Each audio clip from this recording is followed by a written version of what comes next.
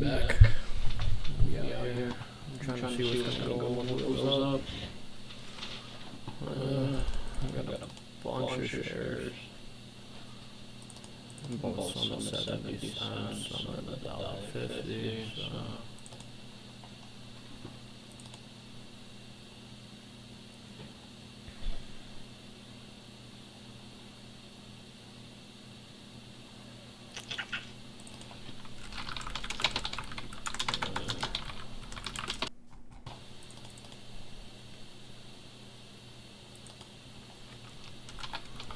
The Asian markets are jumping. Check this out.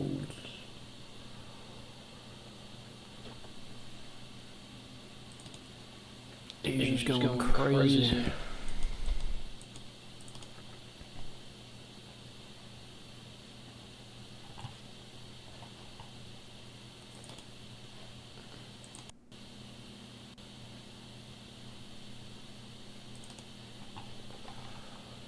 Pretty much read all the combos.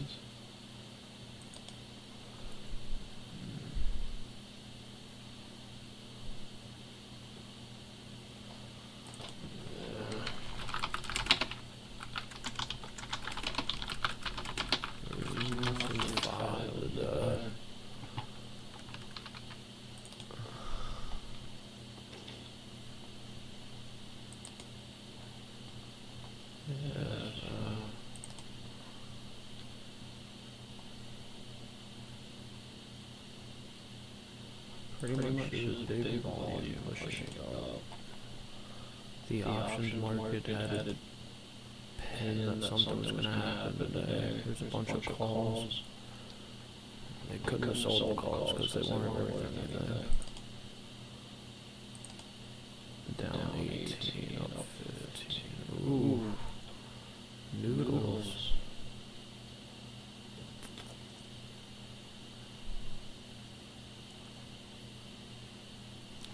This one's painful. I saw Citadel buying this in like the twos.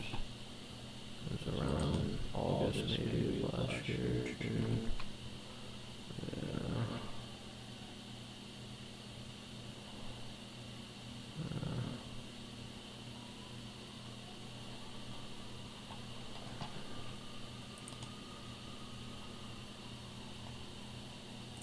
Something like mining some element that only they had access to, and apparently the mine was about to open.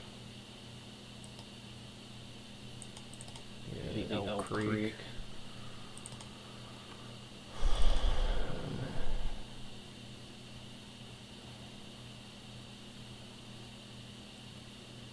I don't know. I thought this was good.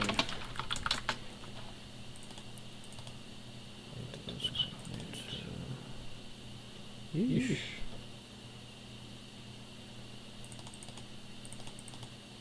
No bueno. 100% right there, pretty much. If it says 640, it'll go to 8. No, it really means like 7. I've seen so many times where the price they put on the chart isn't the lowest price it was at.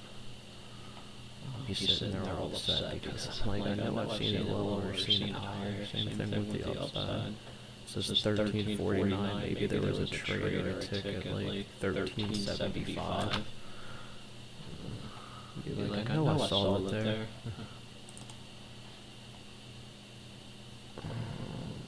I need to write all these down. Dang, I was buying this at 50 last year. This was from Monish. Yeah, he's made a lot of money on this. This guy.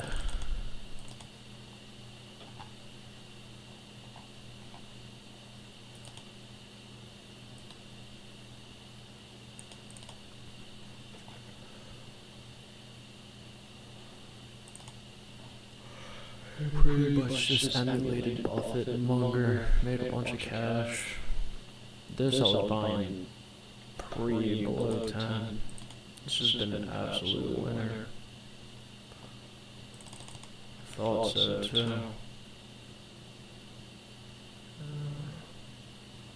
Yeesh.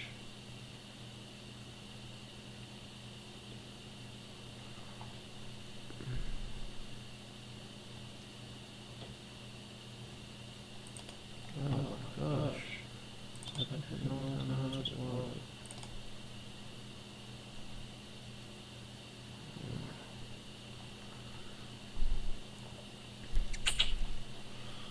Alright.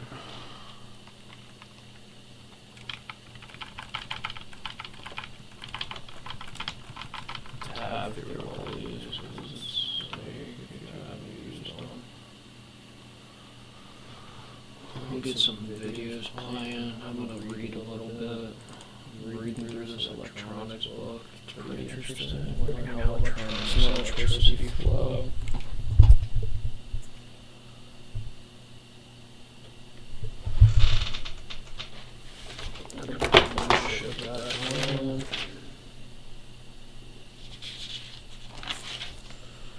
Figuring out more coding. So working on that.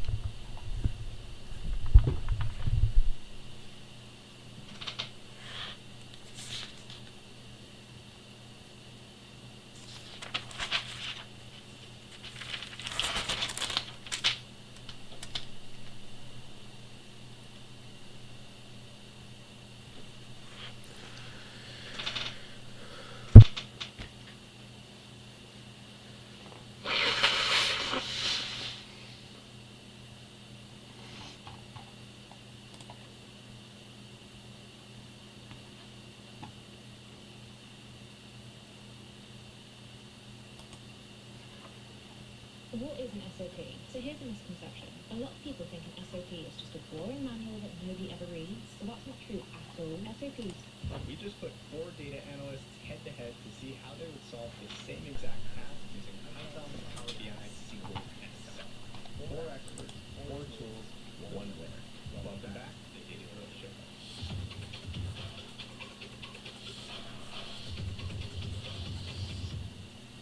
Alright, time for Data Drill number 7, Turning Bullish. The task, find the most recent golden cross using 5 years of historical stock market data. Now, golden cross is a common signal that we're entering a bull market, and it's defined as the moment the short-term moving average crosses from below to above the long-term moving average. Now, to do that, you're going to need to calculate 3 fields: the 50-day moving average, the 200-day moving average, and a binary flag to mark any instance of a golden cross. Now, if you want to play along, pause the video here and grab the dataset for free at mavenanalytics.io/data-drills. It's a great way to sharpen your skills, learn some new tools, and compare solutions from incredible data pros around the world. Alright, time to introduce our show competitors. We've already loaded their data in. I've imported the pandas library. I've read in our CSV file, and I've parsed the date column to make sure it's treated as a date count. I've stored this in the variable SPY-EF. If we take a look at our SPY-EF data frame, what we'll see is just 2 columns. It's a very simple data set. Time series is the closing price per SPY on the day. The tricky part about this problem is the time series logic, which fortunately pandas is very good at. So let's take our SPY-EF. I'm going to use the assign method. This allows me to create multiple columns in the same method call. We need to create 3 columns here: the 50-day moving average, the 200-day moving average, and our golden cross column, based on the relationship between those 2 prior columns. So to get our 50-day moving average, which we'll call MA50, I first need to create a lambda function here. This just allows me to reference the data frame that's being created by a sign. So it's a little bit tricky, but once you get used to it, very useful. So the d.close.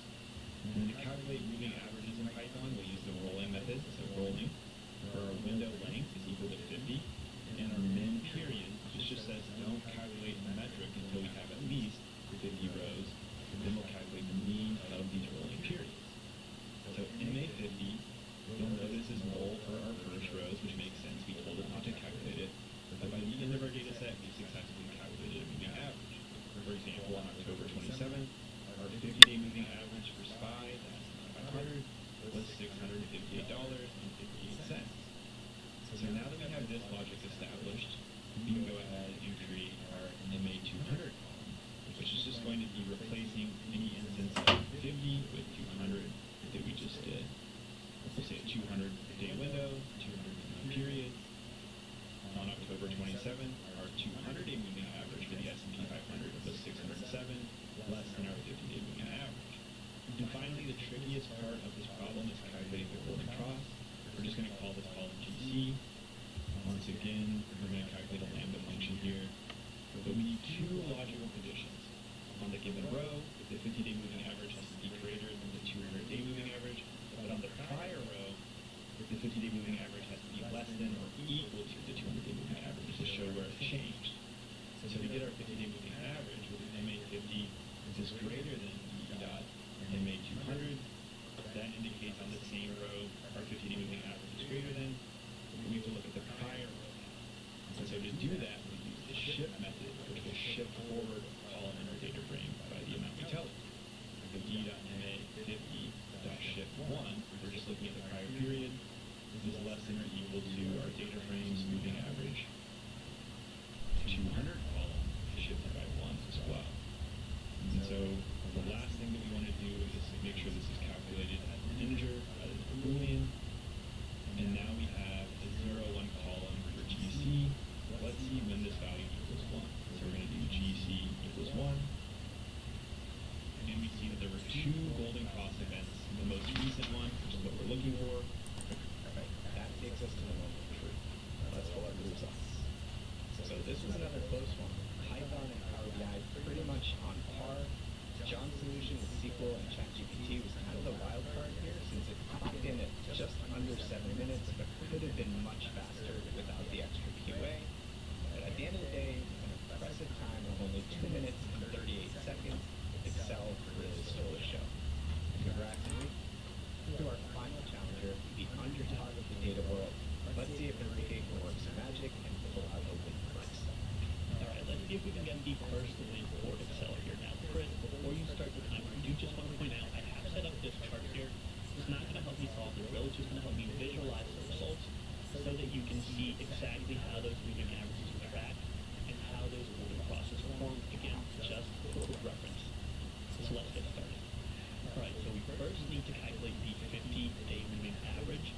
Now you can just go down to row 50 and do the average of the previous 50 cells, and then just apply that down. You would have to do the same for 200. It gets the job done, it's just not very automated, but let's see if we can do better than that. We're actually going to use the offset function instead. So we do the average, offset. This is a volatile function, so it's not always ideal, but in this scenario, the data set is small, we should be just fine. Another reference is the close price for today. And I'm just going to go ahead and fix the column. We do want it to move down. We do not want it to move over.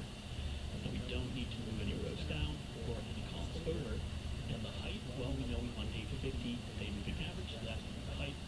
Just select the 50 here and fix the row. We don't want it to move down. We do want it to move over. Now, the way offset works, the height actually goes from your reference down. If you actually want it to go up, we'll multiply that by -1, so we get today and the previous 50 days before that, including today. Close offset, close the average, press enter, we get a ref error. That's because there are no cells to populate those previous 50. But as I pass down the scroll, you can see that as we pass the 50 mark, these start to calculate and they populate it in our chart here.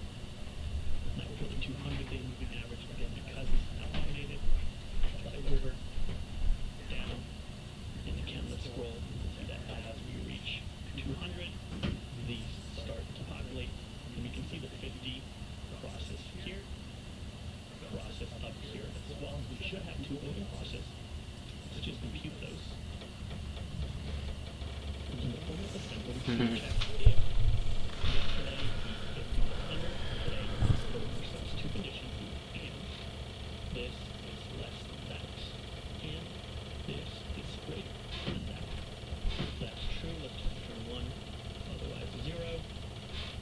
Press enter, and we get ref whenever we don't have both. Yeah, the Excel is a lot faster. With error if you wanted to, formalities, which is fine. You'll see we flag the two voting process. Now let's just take a look at those. Looks like we have these two on these dates, this being the most recent. So to answer the validation question, what is the close price? Let's see if the other ones you got that 2223. Paste it right here. Be awesome when there's joins involved, things like that. All right, data from the day before, you're so close, and same thing there. Video, so Did you struggle in your title class? Do you have a hard time in your instructor? Do you... really high yet again. Such an elegant solution. And so to do that, we use the ship method, which will ship forward column e equals 1.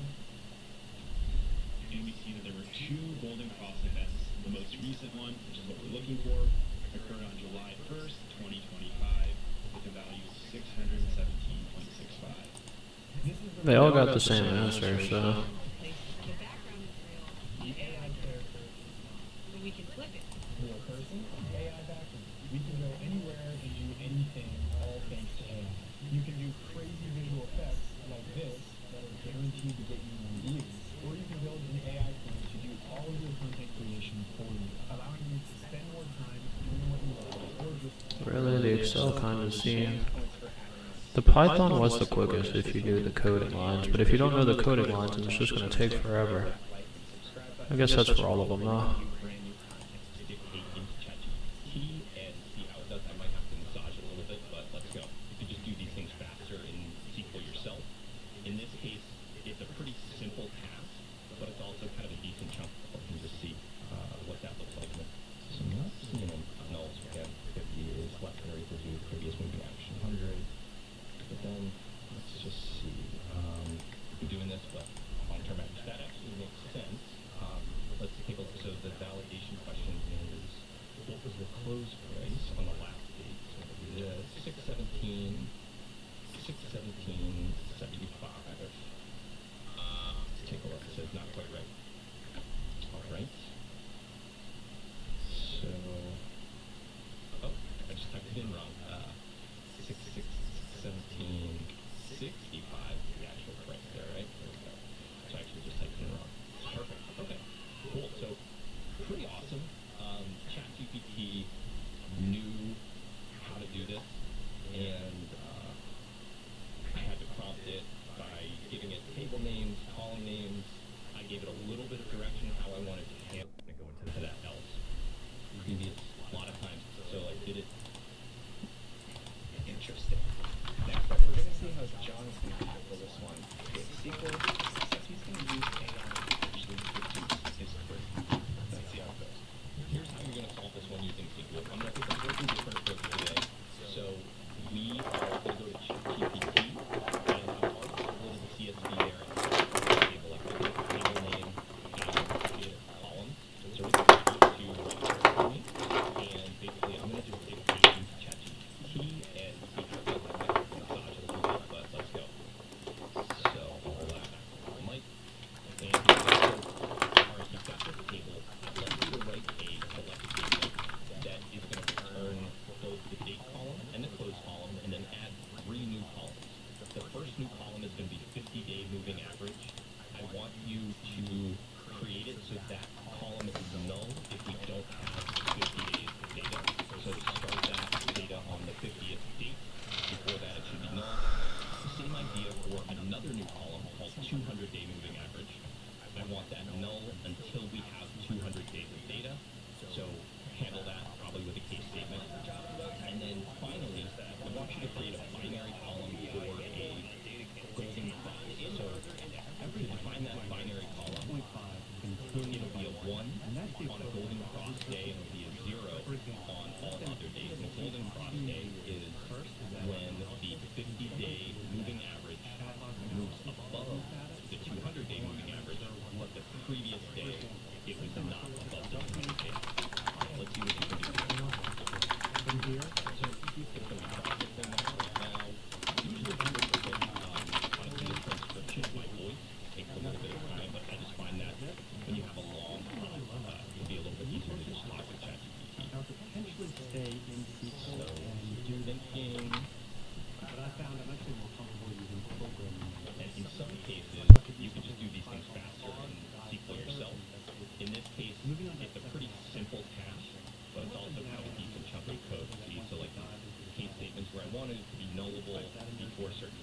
SQL but non-data So nerds let's don't get take a look, So you may and have questions I'm just about gonna that. pop this in here. Can I get those And numbers by let's see if it runs.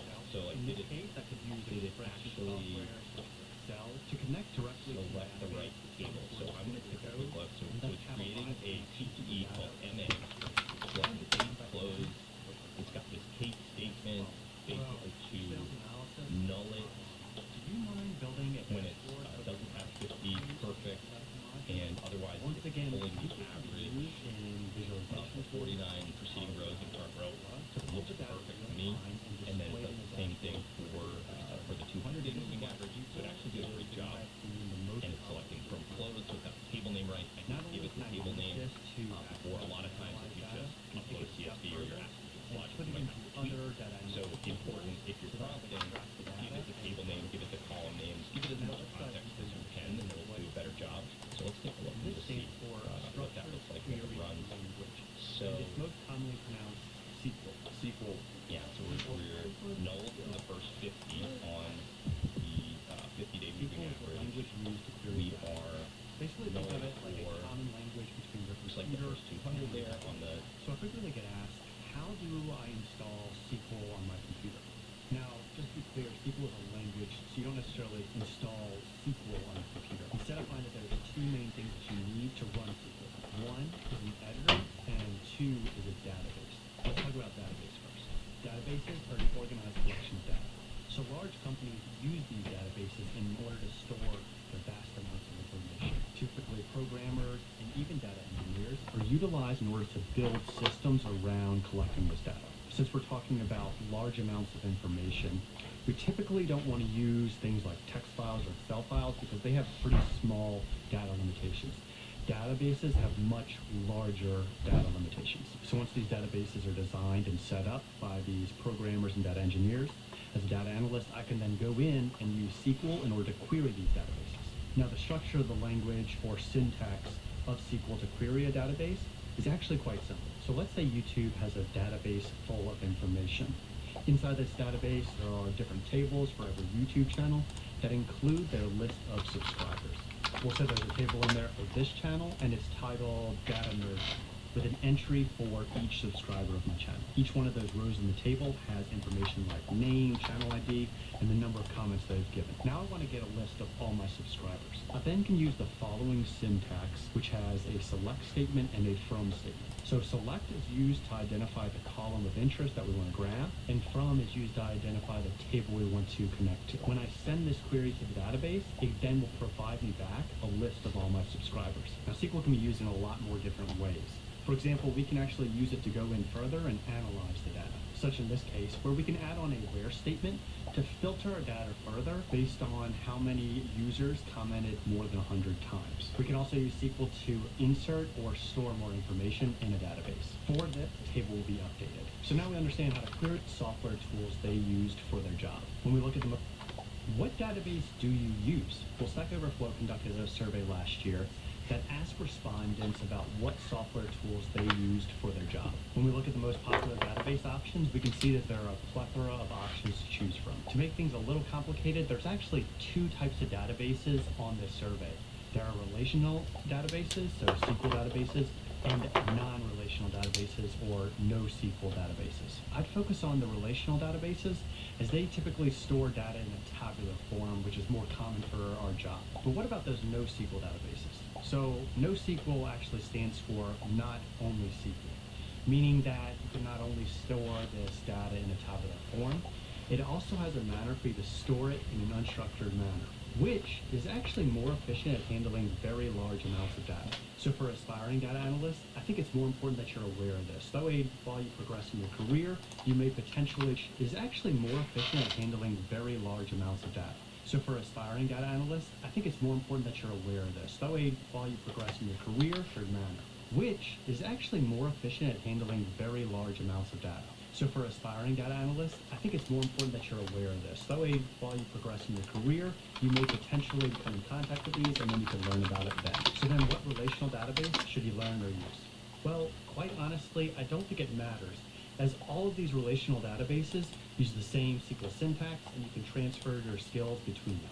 But interesting enough, the most popular options on that Stack Overflow list are also free and open source. So I would say start with any one of these. Personally, I use Postgres and also SQLite for all my consulting projects. The other options are closed source and not always free, although they are very popular, especially they're being used in large corporations. Of these options, I've used primarily SQL Server for all of my work projects. This is also great because this choice has a free option available. Having worked with a lot of these different databases, I can say it's with pretty relative ease that you can switch between them.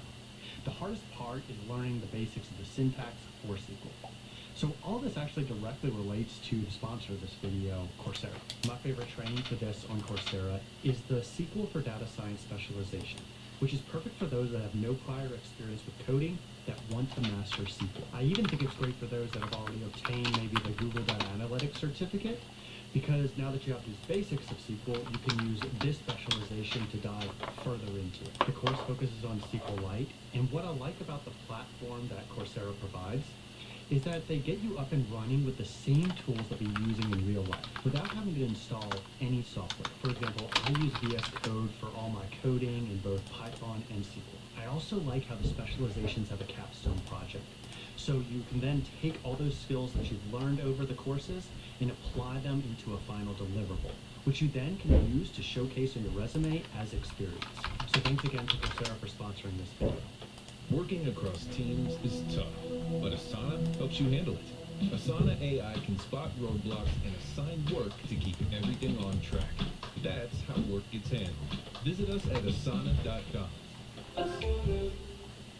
So we talked about already SQL syntax, also about databases themselves, but where do we keep these databases that we're trying to query? Well, the first option is that you can keep the database locally running on your computer. And this is a great option, especially if you're learning or you're new to SQL. It very much simplifies things. Now, sometimes I'm even doing data analytic projects that need access to a remote database.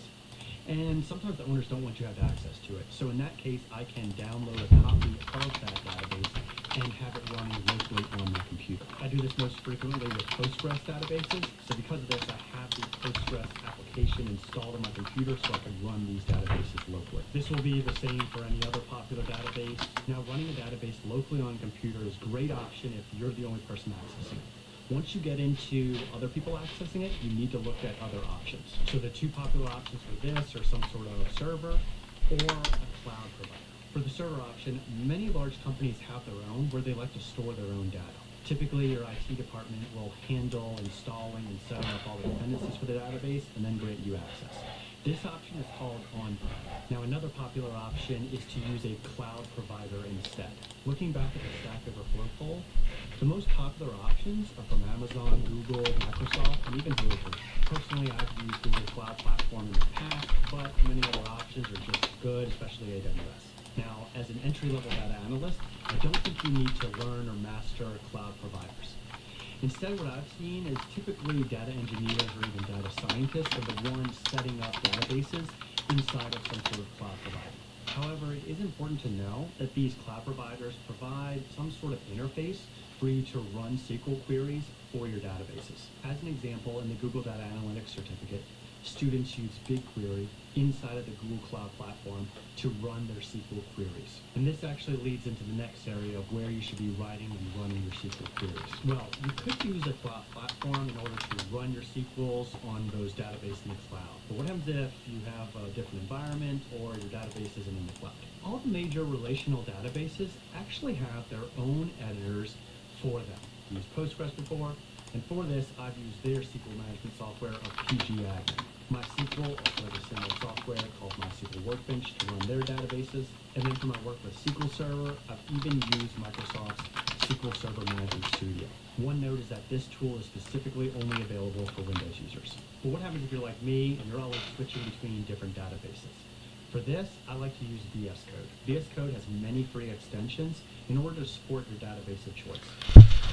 MySQL, which contrary to its name, actually supports a lot of the different popular databases. Another popular option to check out is DB. So I haven't used this one personally, but it does seem like a good option as recommended by 586. Just like VS Code, it's free and supports a variety of different databases. Now, there is one option that I don't suggest learning for those new to data analytics, and that is Microsoft Access. It's sort of a weird in-between of a relational database and also a graphical user interface that you can build apps. We use this app while in the Navy in order to store our data, and the data nerds that work with this were not really a fan of it. Now, the reason why I'm recommending not learning this for new data analytics is because I feel Microsoft is actually signaling that they're going to be shutting this product down.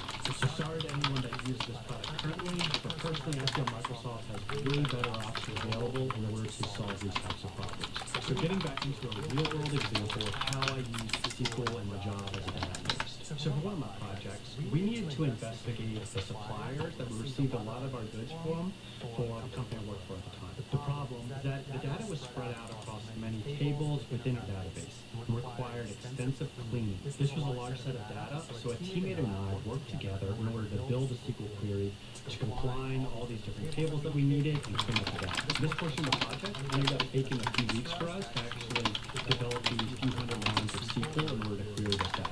Now that we had this cleaned up data set, my boss now was like, hey, I need this data set in a more presentable form so that way my teammates can use it and also our boss can access it. So that's where something like Power BI comes in. In this case, I can use the tool within it of Power Query, which is also in Excel, to actually go in and execute the SQL code we have written. And this is actually pretty neat because this allows the Power BI dashboard that we're going to build in order to be connected real time to the data source. From here, I developed an end-to-end solution that allowed the stakeholders to now go to a dashboard and access the data that they were curious about. Now, to be clear, this SQL query functionality is not specific just to Power BI. Other popular tools like Tableau and Google Data Studio also have this functionality. Now, not related to this project, but I've also used other tools such as programming languages to utilize SQL as well. So as I've mentioned before, I'm a big fan of Python.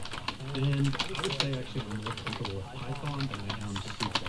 So a lot of times I like to get the data and then import it and or collect it with Python. And then from there, use Python tools and libraries such as pandas to clean up the data, maybe matplotlib to plot it, maybe something like sklearn to perform some regression analysis. Now all these things with Python, you can also do with other popular languages such as R also. So I share all these examples, not for you to think that you have to learn all these different tools, but instead I want you to understand the power of SQL. It's such a powerful language and has such a powerful use that other tools are taking advantage of. Because of this, I feel that SQL is the most powerful tool to learn as a data analyst. As always, if you got value out of this video, smash that like button. And with that, I'll see you in the next video. So by Package to unwrap. I'll be right back. I just got a package from 2 of my top subscribers. Open the bigger box first. Okay, so I gotta...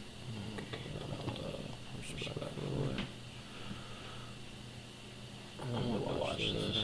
CNN probably less than that. Everyone, This guy's gonna get sued. did you know Coca-Cola is the world's most popular non-alcoholic beverage? So, People this don't is care. that studied literally every aspect of this drink for almost a year. That's They pretty call good. it insanity, but I digress. Point is, Coca-Cola is kind of a big deal. Practically every human being on the planet knows what it is. And yet, despite existing for almost 140 years, only a handful of people actually know what it's made of. As a matter of fact, the Coca-Cola secret formula is one of the most tightly guarded trade secrets to ever exist. With protective measures so extreme that they're almost The laughable. Krabby Patty. Seriously, they have a giant steel vault that they show off on guided tours. Does that not sound like something straight out of SpongeBob? That's The ingredients are all shipped unlabeled and from entirely different facilities, who are kept almost entirely in the dark about what they're making. So much effort, all for a soft drink that the company half-heartedly promotes with horribly out-of-touch AI commercials. Wouldn't it be funny if somebody managed to steal the secret formula right from under their noses, piece together a chemically identical beverage with the exact same flavor, and then tell absolutely everyone on the internet how to make it themselves? To most sane people, this probably sounds like a fool's errand. After all, many have attempted the quest and invariably came up short. Trust me, I tried all the formulations, none of them tasted like real Coke. So, is this even possible? So we could, they're saying to buy the Target company and then short sell, dude.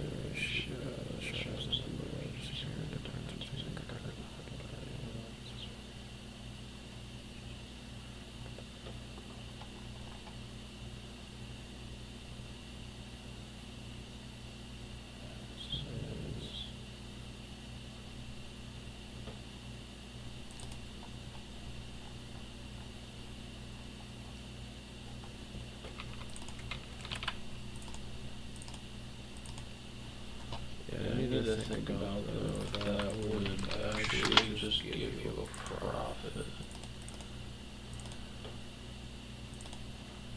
Yeah, it's like, what do they want you to do?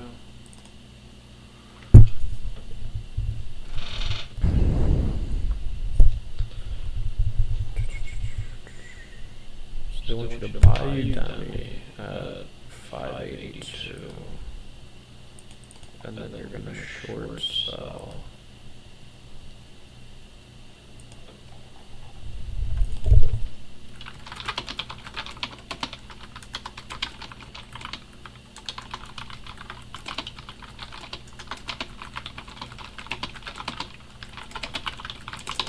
So just simplify for me. Okay, so some shares.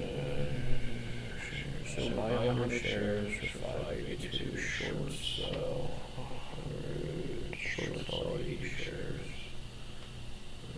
You make plus $3.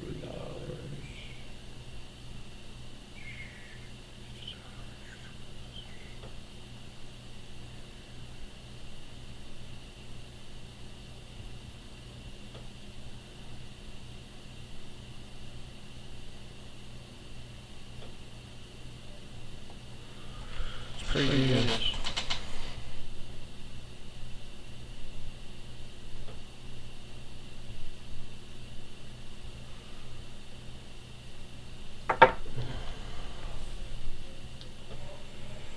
I don't think this is gonna get lost.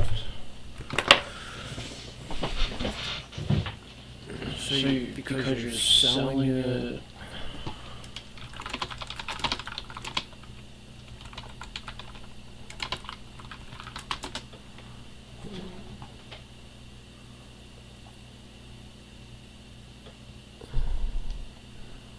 You do times.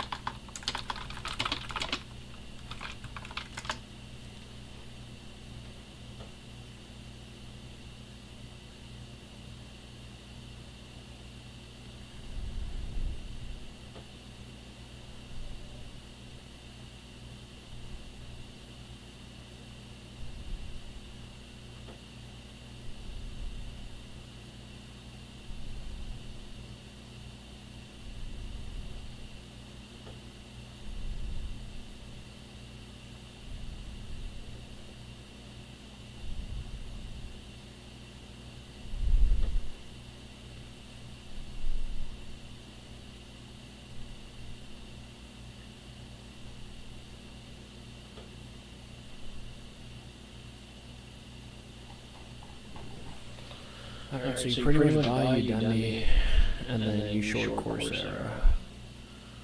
But it's just not enough profit. You'd be locking up $1 million to make 3,600.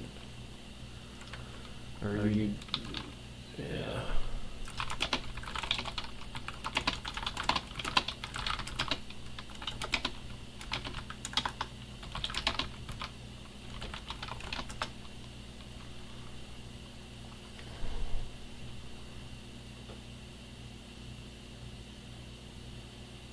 Yeah, that's crazy.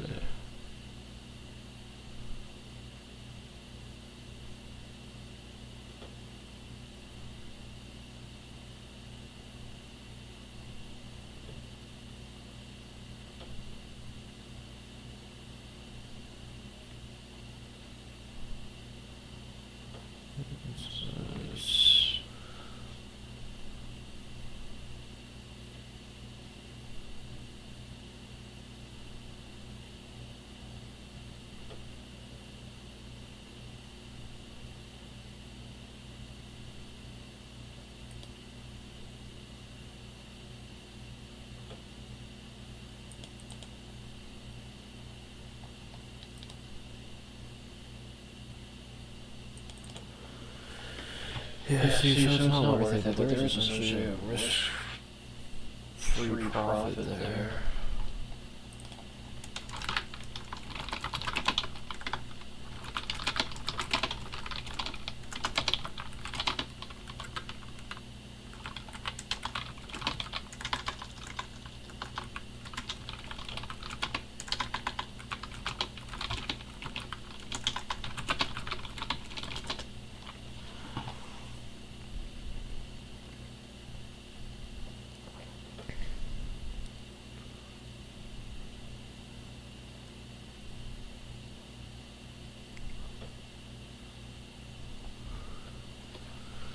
So pretty much just makes sense to, I mean, they're saying to buy Udemy in short.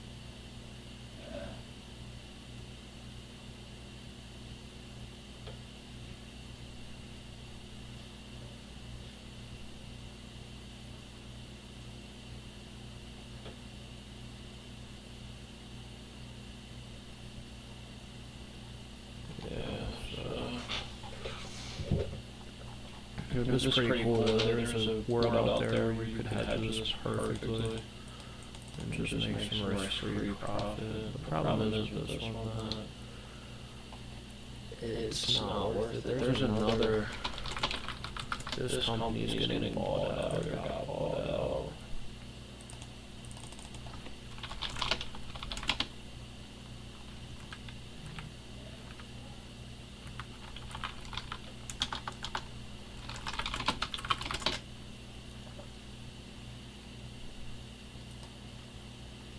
Look at that.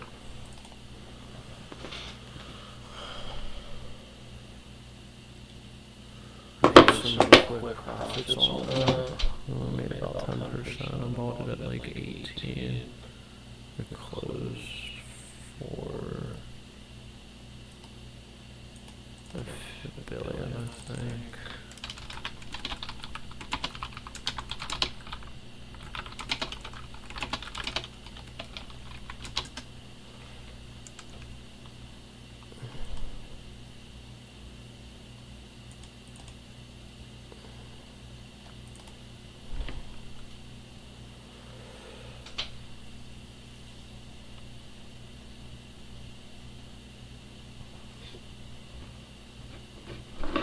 Yeah, but you could elect either get the cash or the shares, and then there was a stipulation about, let's see, so you would have gotten a slight premium taking the shares.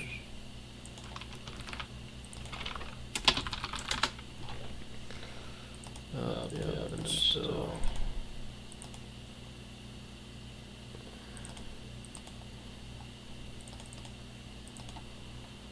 I wonder if anybody commented on this. That was when I found last year. So it was going through SEC filings. I spent this Saturday was going through SEC filings and I happened to find that. That's kind of always my Saturdays.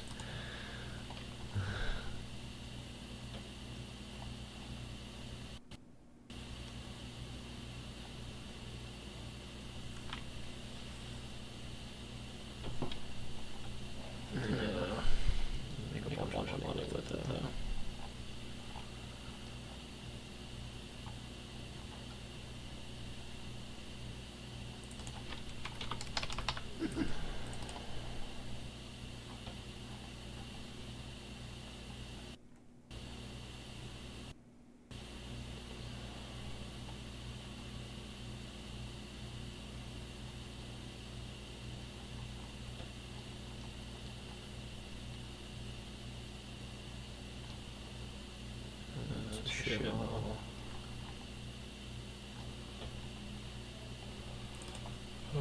Make a bunch of money. It was a free 10%. I actually think I ended up buying it and getting like 15% out of it. I'm excited to see what this does tomorrow.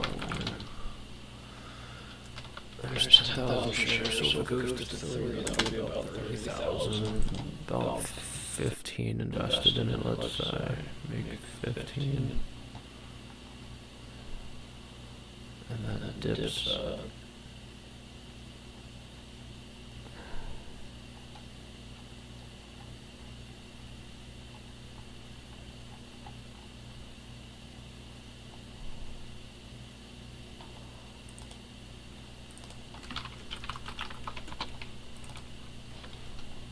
And by dips, I mean buy more of this.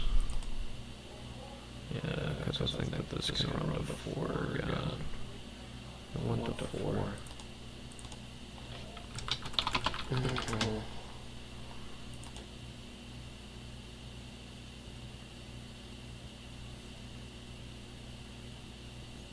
I actually bought it at 93 cents. I have shares held a bit. I held on to a share too at 93 cents. It's a crazy return. But I don't know if it'll go to 4 again. Could go higher, I guess, right?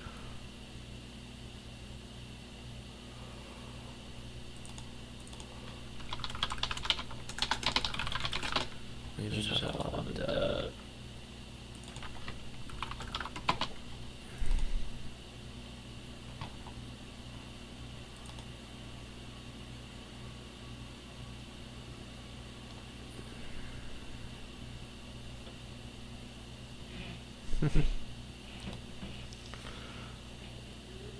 What's the car?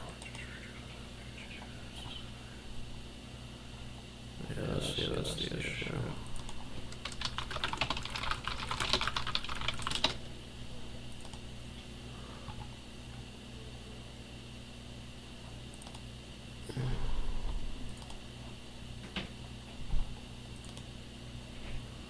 Got $2 million worth of cash left. They don't make money. Let's listen to their presentation.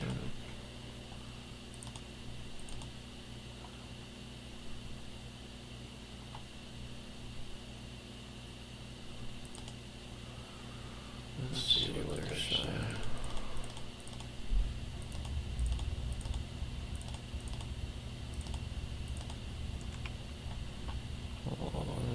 Thanks for standing by. Welcome to the Sportsman Square. Question. Certainly. And as a reminder, ladies and gentlemen, if you have a question at this time, please press *11 on your telephone. Our first question comes in line. Brian Sigdahl from the Credit Capital. Good afternoon. I want to start with kind of what you're seeing in recent weeks, Cyber Monday, etc., and if you've seen any improvement, and then maybe separately to that, given the guidance to the consumer, and you mentioned government shutdown. Curious if those trends have been persistent, or if you've seen any improvement now that the government shutdown is no longer. Great. Hey, everyone, this is Jennifer. Thanks for the question. Yeah, I think as we spoke about in our guidance, what we saw in the end of October, where our trajectory turned more negative, we started to see that through November as well. So we didn't necessarily see a pickup from right after the government shutdown. So that's really reflected in our guidance for the quarter. Cash is like shit. What's so much Gotcha. Maybe just gross margin, help us out for Q4. I guess how much of this is you guys going to lean into promotions to try and bring customers in versus trying to more hold profitability? Yeah, it's a little bit of using the inventory we have to drive sales and to drive foot traffic into the store, but it's also inventory management. There's a seasonal component to our business, and we know that we need to exit this inventory when the customer is shopping for it. We don't want to carry aged inventory into 2026. So it's it's twofold. One, managing our inventory, managing our net working capital, and two, using it to help stimulate our sales. Platform meetings that we have Maybe this it's sort of just coming sales tax holiday. what do you know? Any benefit to the business, and how do you think that trends into the new year as that goes away? Yeah, not necessarily. That's not one of our large but no huge impact to us. Like this should be like $200. Thank you. Thank you. And our next question comes from the line of Anna Gleason from B. Riley Securities. Your question, please. Hey, good afternoon, guys. I'd like to touch on the marketing spend commentary in Q4, understanding the headwinds that you're seeing from the consumer and the government shutdown impacting sentiment.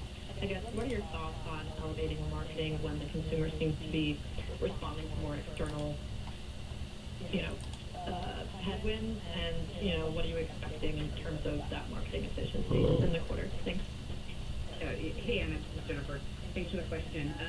So the way we're really thinking about it is twofold. First off, as we look across the competitive landscape, it is highly promotional and highly marketed out there. So it's really, for us to be competitive in the marketplace, we feel we need to spend. We did go up against print last year in the month of November, which we did not have this year. We've turned more to digital marketing and email, but that's really kind of what's been working for us. And so You buy $400. These are $5, right? The colors are horrendous. We need to tell our customers that's what they come to us for, so we need to communicate that to it. Got it. And then turning to camp, could you give us what the comp was in the quarter, and then bigger picture? Why is it AK $400? These are $5,000.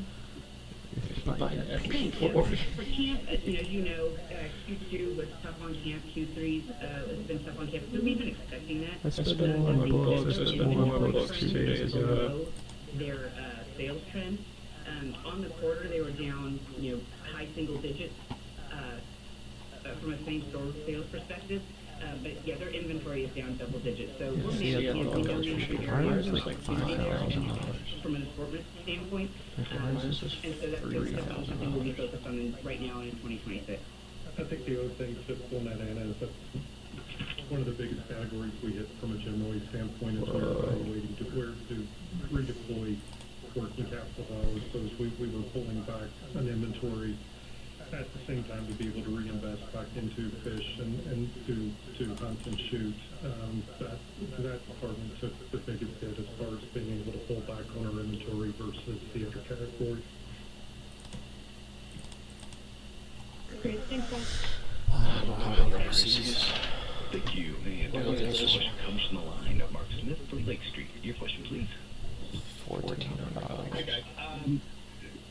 First, I wanted to ask just about kind of the promotional environment, in particular around Black Friday. Jennifer, you just talked about how you guys didn't have print this year. It seems like, and correct me if I'm wrong, that you weren't as promotional as we historically think about, kind of doorbusters and print ads. Was this purposeful? And I'm curious your thoughts around kind of the impact on your outlook for Q4 purely around kind of Black Friday weekend. Yeah, great question. Hey, Mark, thanks for the question. For Black Friday, we were definitely promotional, but you called it out. We didn't necessarily go out with doorbusters like a lot of our competitors were. Right now during the month of December, we're re-implementing some of those doorbusters, because it's still a high-traffic area. So that's where we were a little bit different. But if you looked across our box, we were very promotional. A lot of it was in-store signage in terms of like what our big deals were. And we kept a lot of them on for maybe, a couple weeks versus turning them constantly like some of our competitors were. So, we're writing that and changing our strategy in the month of December to, go after what our customer wants and to, continue to drive foot traffic to the stores. I think looking year to year promotions What is it made of? What is something made of? The doorbuster. We look at that. We'll continue to look at that on what that means and what it means to the customer market as we think about it. But as we look at it now, and then we think we have some runway over the next few weeks to be able to write up promotions actually starting tomorrow to be able to help us. in a different time frame, but at the same time, be able to be super aggressive promotionally to be able to drive traffic as needed. Okay. And then as we think about kind of inventory by category, and I don't know how much you can share with us on this, you just talked about camping down kind of double digits. I'm curious, as we think about, and the inventory looks good, down sequentially over year, but, if there's certain categories where maybe you're a little heavier as we see, maybe more promotions or marketing spend here over the next couple of days, should we expect this to be really heavy in kind of that hunt shoot category, or is it maybe more widespread as we think about inventory that you want to move through here? Yeah, I'll start with the category perspective. So if you look at inventory by category, Not a lot of people on this. all of the categories that were down in the quarter, they actually have inventory that is more down. So they are doing a great job managing the inventory for those categories that weren't performing. The only two categories that were up was fish, which, as we mentioned, was very successful in the quarter, and then slightly up in hunt, but not much. I think it's like less than 2%. But as we look forward to the coming weeks, we are going to be leaning on the hunt and shoot category to drive sales, because that's what we know drives our customers to our stores. It's a large portion of our sales, and we have the inventory to do so. So that's how we're going to leverage that category.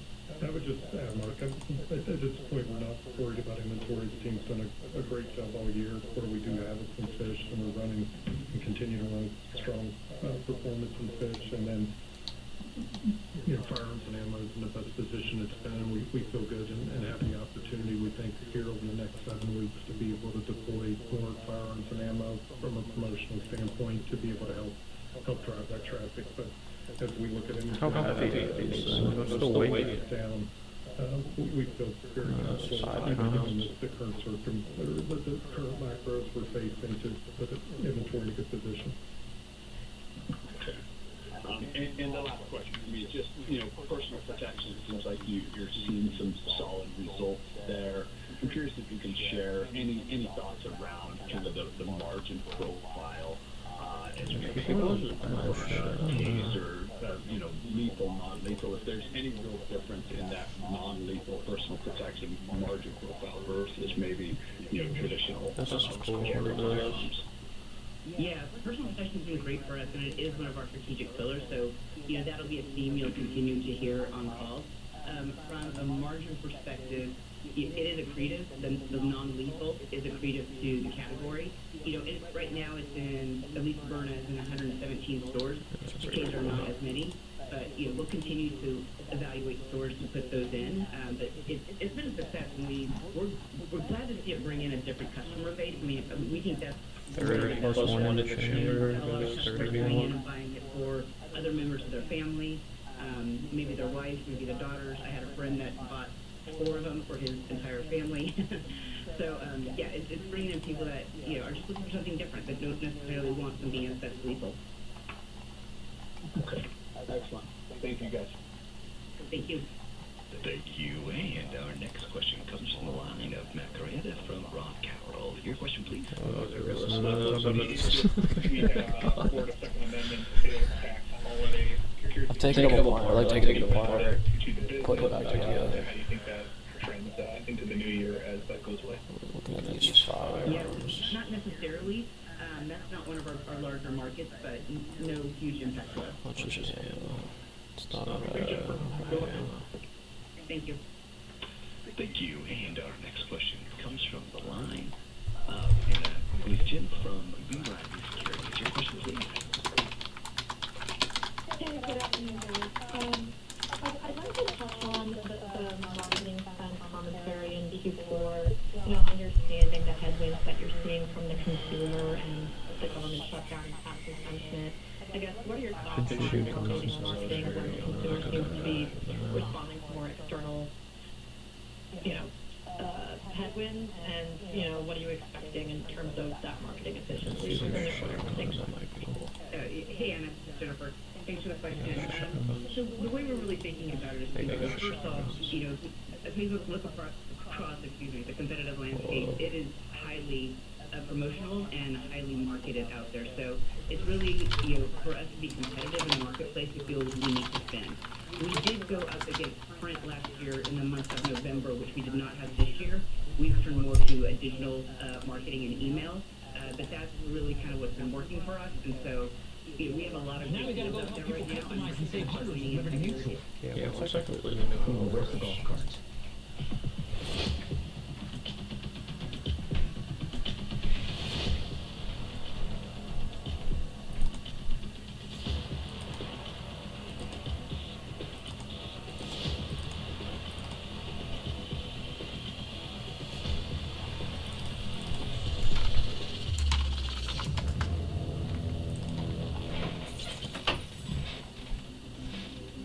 Shot shells are loaded into the magazine through the bottom of the receiver.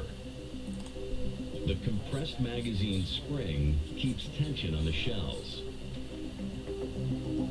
Pressing the action bar lock allows the forend to be pulled to the rear. As it comes back, a shell is fed into the receiver. Pushing forward on the forend lifts the shell, and the bolt guides it into the chamber. As the forend moves back, a cutout on the bottom of the slide engages the carrier dog. As the slide moves forward, downward force is put on the carrier, acting as a lever to lift the shell up. The left and right latches allow shells into the receiver under the control of the forend tube assembly. Notches on the assembly move the latches in and out at specific times. The left latch holds the shell until the forend is almost fully rearward. After the first shell advances into the receiver, the right latch catches the next shell. As the forend is pushed forward, the first shell is moved into the chamber, and the left latch assumes control of the next shell. When the bolt makes contact with the breech face, the slide pushes up on the locking block, locking it into the barrel. With the safety in the off position, the trigger is free to move. Pulling the trigger rotates the sear, which releases the hammer. The hammer strikes the firing pin, causing it to travel forward and impact the shell primer. The inside of a shot shell contains a primer, powder charge, a wad, and shot, or a slug. Inside the primer is a primer cup, priming compound, and an anvil. As these are struck by the firing pin, a chain reaction ignites the powder charge inside the shell, and the wad is propelled down the barrel. It's actually sitting in the back of the Just after barrel. leaving the barrel, That would take the a wad while. opens so the shot can spread. The extractor grips the rim of the spent shell case. As the forend is pulled to the rear, the bolt is unlocked, and the case is extracted from the chamber. The bolt continues to the rear, and the ejector kicks out the empty case from the receiver. As the bolt comes back, the hammer is reset and held back by the sear. When the forend is fully forward, the action bar lock lowers the connector. Again, allowing control of the sear with a pull of the trigger.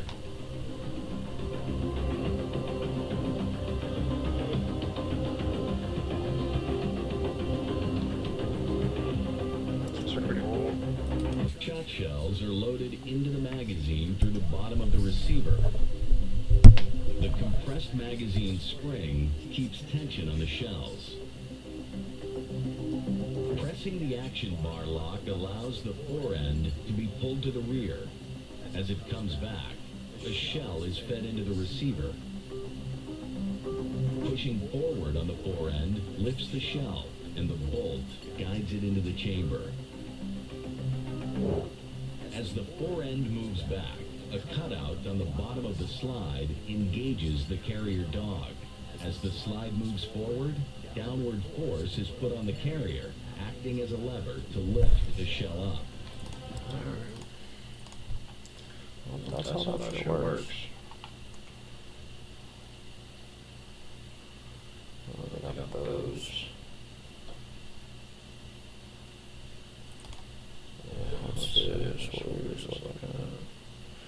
Dude, $200. I just spent $250 on books.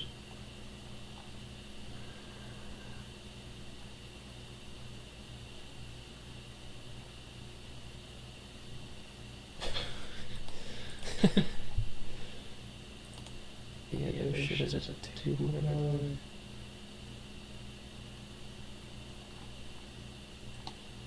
$200 shotgun. I don't know what they expect. I think it's crazy.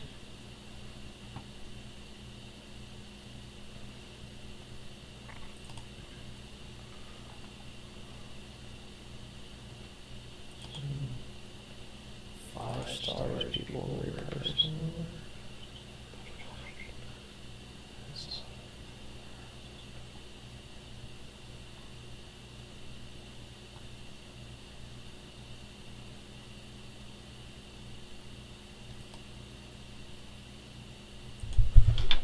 Let's see.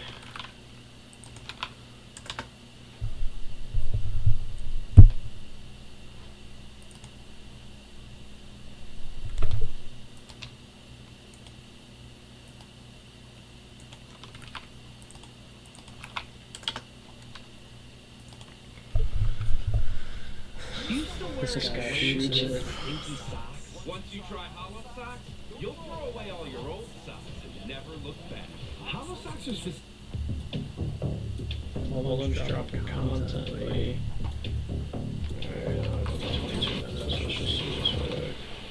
Hellish Descent, but I'm talking about shotgun content specifically. I made a video this past spring with a Beretta 1301, which might be right now my favorite shotgun. You all asked me to make a video with something a little bit more affordable. As usual, the gun gurus in the comments insisted that I was wasting money on my fancy 1301, and all I needed was a Black Aces Tactical $400 semi-auto S-Max Pro. So I bought that and kitted it up for a total of $500, subjected it to a 500-round torture test, and interesting results. I'm going to drop a card here so you can see the video, but needless to say, the just as good gang was BTFO'd as usual. But as you got a Gucci comment, you guys want to know more, or I guess less. Many of you swear by Maverick 88, a $200 Really do anything with those other way. made in Mexico. She's just crazy. So I went to Tijuana to do some research, and I poked around the Zona Norte. I didn't see a single Maverick 88. This was a productive work trip, I told Lindsay, because I discovered that the truth is that the Maverick 88 is made right over the border on the Rio Grande, right in eyeshot of Mexico. I mean, literal eyeshot of Mexico, not in Mexico as widely believed. Mossberg's flagship shotgun for the past 60 years has always been the dependable Mossberg 500 series, including the robust Mossberg 590, which passed the Army's 3443E qualification, a 3,000-round full-power buckshot torture test.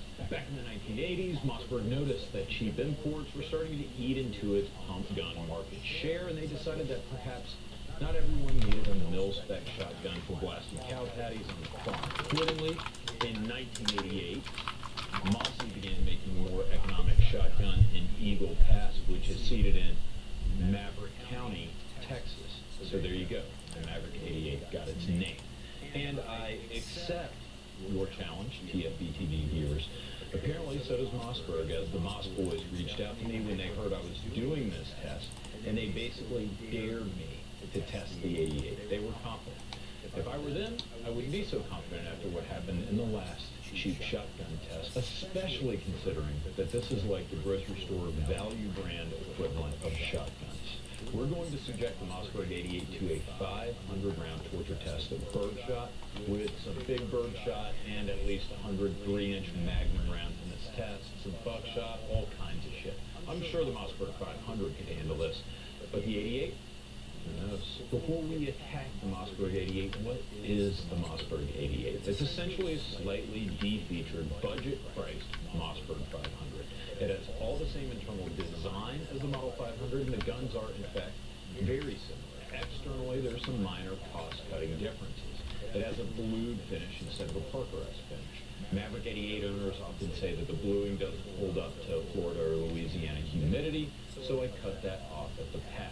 I took the Maverick 88 to Gretna Gunworks to get a custom Krylon job, and the produce prince of Louisiana, Mr. Brendan Becknell of Tomato Tactical, gave the Mossberg 88 a dazzle camo job. It looks great, doesn't it? Yeah, I didn't think so either, but he was kind enough to do it for free, and at least the gun probably won't rust now. So I'm still in the hole for only $200, but now I had to buy gear because the whole point of these videos is to try to make a full home defense shotgun on a budget. As usual, I'll drop links to what I got in the comments in the description or something. I splurged a whole $23 on a GG&G Sling light mount combo and $10 on a UTG 1-inch light mount. As I said in the last budget shotgun video, the Screamlight Polytac for $40 is the least I can stand to spend on a flashlight. So I used the same one that famously flopped off in the Black Aces shotgun in that video. I got a choice Safari sling on clearance from Primary Arms for $10. It's actually a really nice sling, but the complete wrong kind of sling for this shotgun. It's made for stabilizing a standing shot on Safari, and the only thing I was hunting for was a good deal. I just wanted something that would keep someone from yanking the shotgun out of my hands, so the toy will do. I also got an HK style sling hook from Blue Force Gear for $7 to interface with the GG&G mount. If you're checking the running tab here, my total is exactly $280 for a ready-to-run home defense shotgun with sling, light, everything good to go. Wow, we haven't seen this kind of cost cutting since the North Korean ballistic missile program. I also used the Excellent Elite Spanker. Again, that's what they're called. That's the name of them. Excellent Elite Spanker shotgun cards from the last video. They are not excellent, nor are they elite. They're just okay, but they cost less than the S-TAC shotgun cards that I prefer. At the time of the last video, the Spankers were $8 each, but now, because of their newfound spankularity, they've raised the price to $9 a pop. Might be a better deal to spring the extra $6 and just get the S-TAC at this point, as you'll see in this video. As I said in the last few videos, I don't think you should be buying from a car. And have added safety bells. This is the mediocre Maverick 88 trick come to feed from me. Not like all. I just want to shoot the Same thing. thing with the Mossberg. Thomas Chestnut. Councilor Bennett. Devin Kraft. I've got 505. Jordan. Mason. Christian Chestnut. Thomas Chestnut. Councilor Bennett. Devin Kraft. I've got 505 rounds of 12 gauge. About half of it is new production birdshot. All the rest of it is random buckshot, turkey, you name it. We've got all kinds of crap that we're going to throw at the Mossberg Maverick 88. And we're going to see if it does better than the Black Aces Tactical. Now, the funny thing is, Mossberg found out that I was doing this video, and they more or less said, bring it on. They sent me an email. They said, dude, no sweat. 505 rounds. Throw whatever you want at it. This shotgun's going to be fine. And I'm going to be really impressed if that's true, because this is, again, a 195 style. So we're going to go ahead and get to work, put it through the paces, tag team in this thing. So, is it going to hold up? You're going to have to watch and find out.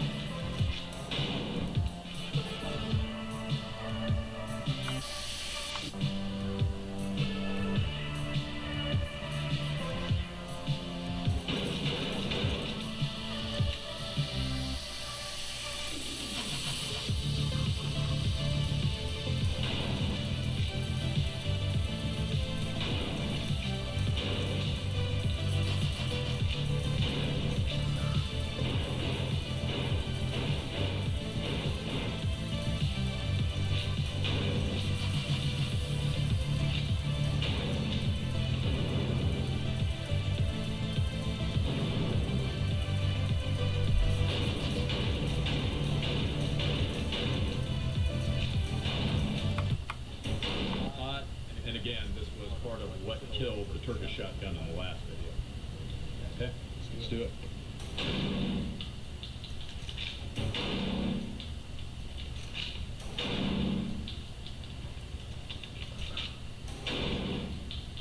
Oh God, green. And that is it. 505 rounds, killed little accessory on this shotgun, but shotgun's still standing, still working. Mossberg, they weren't lying. They said their little $200 shotgun could go the distance, and it did.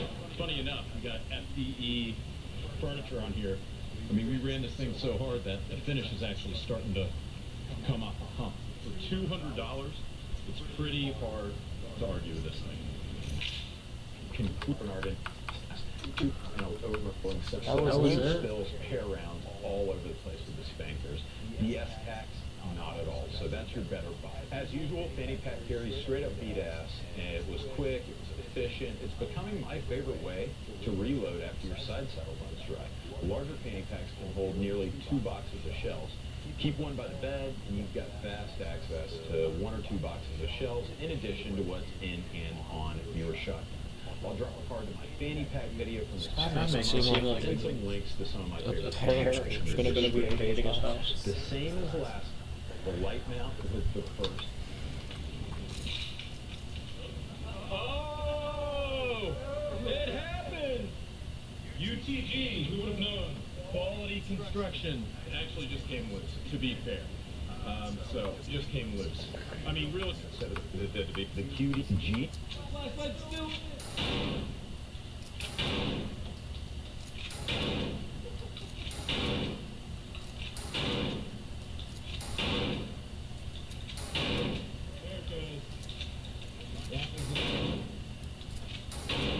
I don't think anything broke. I think Chinchullas That anyone's perception. It's in itself. This is insane. it just came unslung. Look at that. So.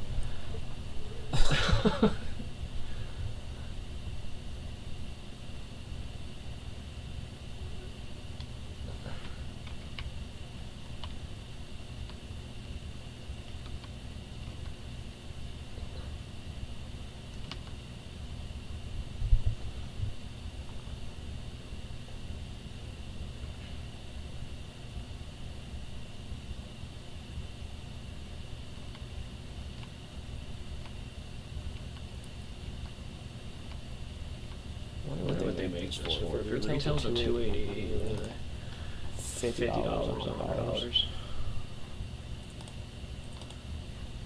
Alright, that's pretty well. No, this is just the Mossberg 500 that I was talking about.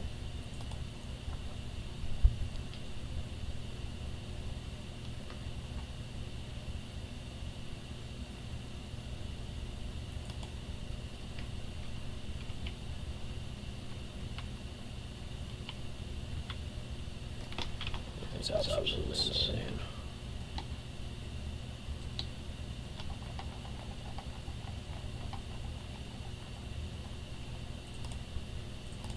It's kind of something, huh?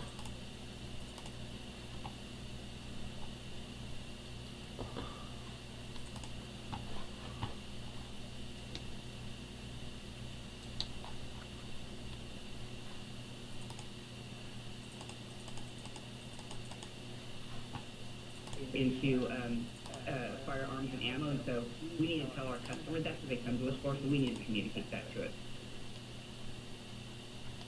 Got it. And then turning to camp, could you give us what the comp was in the quarter, and then bigger picture, I guess, what do you think needs to happen for that department? Yeah, so pretty much the idea of this is it's going to go back before a bunch of money will be paid. And Q2 was tough on camp, Q3 has been tough on camp, so we've been expecting that. That being said, their inventory trend is below sales trend.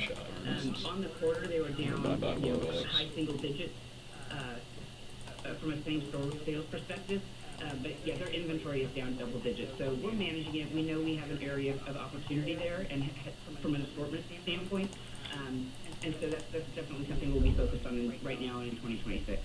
I think the other thing, just on that, Anna, is that one of the biggest categories we hit from a generally standpoint is we were evaluating where to redeploy working capital dollars. So as we were pulling back an inventory, Working capital dollars, you should add more working capital. and to Spend it all on inventory. that department took the biggest hit as far as being able to pull back on our inventory versus the other categories. Great, thanks, guys. Thanks, Dan. Thank you. And our next question comes from the line of Mark Smith from Lake Street. Your question, please. Hi, guys. First, I wanted to ask just about kind of the promotional environment, in particular around Black Friday. Jennifer just talked about how you guys didn't have print this year. It seems like, and correct me if I'm wrong, that you weren't as promotional as we historically think about, kind of doorbusters and print ads. Was this purposeful? And I'm curious your thoughts around kind of the impact on the outlook for Q4, sure, around kind of Black Friday weekend. Yeah, great question. Hey, Mark, thanks for the question. For Black Friday, we were definitely promotional, but you called it out. We didn't necessarily go out with roadbusters like a lot of our competitors were. Right now, during the month of December, we're re-implementing some of those roadbusters, because it's still a high-traffic area. So that's where we were a little bit different. But if you looked across our box, we were very promotional. A lot of it was in-store signage in terms of like what our big deals were. And we kept a lot of them on for maybe, a couple weeks versus churning them constantly like some of our competitors were. So, we're writing that and changing our strategy in the month of December to, go after what our customer wants and to, continue to drive foot traffic for stores. I think looking year to year, promotion to promotion, much heavier this year in the total promotion. The doorbuster, we look at that, we'll continue to look at that on what that means and what it means to the customer market as we think about it. But as we look at it now, and then we think we have some runway over the next few weeks to be able to light up promotions actually starting tomorrow to be able to help us in a different time frame, but at the same time be able to be super aggressive promotionally to be able to drive traffic as needed. Okay. And then as we think about kind of inventory by category, and I don't know how much you can share with us on this. You just talked about camping down kind of double digits. I'm curious, as we think about, and the inventory looks good, down sequentially, down year over year, but, if there's certain categories where maybe you're a little bit as we see, maybe more promotions or marketing spend here over the next 30 plus days, should this be expected to be really heavy in kind of that hunt shoot category, or is it maybe more widespread as we think about inventory that you want to move through here? Yeah, I'll start with the category perspective. So if you look at inventory by category, all of the categories that were down in the quarter, they actually have inventory that is more down. So they are doing a great job managing the inventory for those categories that weren't performing. The only two categories that were up was fish, which, as we mentioned, was very successful in the quarter, and then slightly up in hunt, but not much. I think it was like less than 2%. But as we look forward to the coming weeks, we are going to be leaning on the hunt and shoot category to drive sales because that's what we know drives our customers to our stores. It's a large portion of our sales, and we have the inventory to do so. So that's how we're going to leverage that category. I would just add, Mark, at this point, we're not worried about inventory. The team's done a great job all year. What we do have is some fish, and we're running and continue to run strong performance in fish. And then, firearms and ammo is in the best position it's been. We feel good and have the opportunity, we think, here over the next 7 weeks to be able to deploy more firearms and ammo from a promotional standpoint to be able to help. Certainly. And as a reminder, ladies and gentlemen, if you have a question at this time, please press star 11 on your telephone. Our first question comes from the line of Ryan Sigdahl from Craig-Hallum Capital. Your question, please. Hey, good afternoon. I want to start with kind of what you're seeing in recent weeks, Black Friday, Cyber Monday, etc., and if you've seen any improvement, and then maybe separately to that, given the guidance to the consumer, you mentioned the government shutdown. Curious if those trends have been persistent or if you've seen any improvement now that the government shutdown is no longer. Great. Hey, Ryan, this is Jennifer. Thanks for the question. Yeah, I think as we spoke about in our guidance, what we saw in the end of October where our trajectory turned more negative, we started to see that through November as well. So we didn't necessarily see a pickup from right after the government shutdown. So that's really reflected in our guidance for the quarter. Gotcha. Maybe just gross margin, help us out for Q4, I guess, how much of this is you guys going to lean into promotions to try and bring customers in versus trying to more hold profitability and manage the margin side?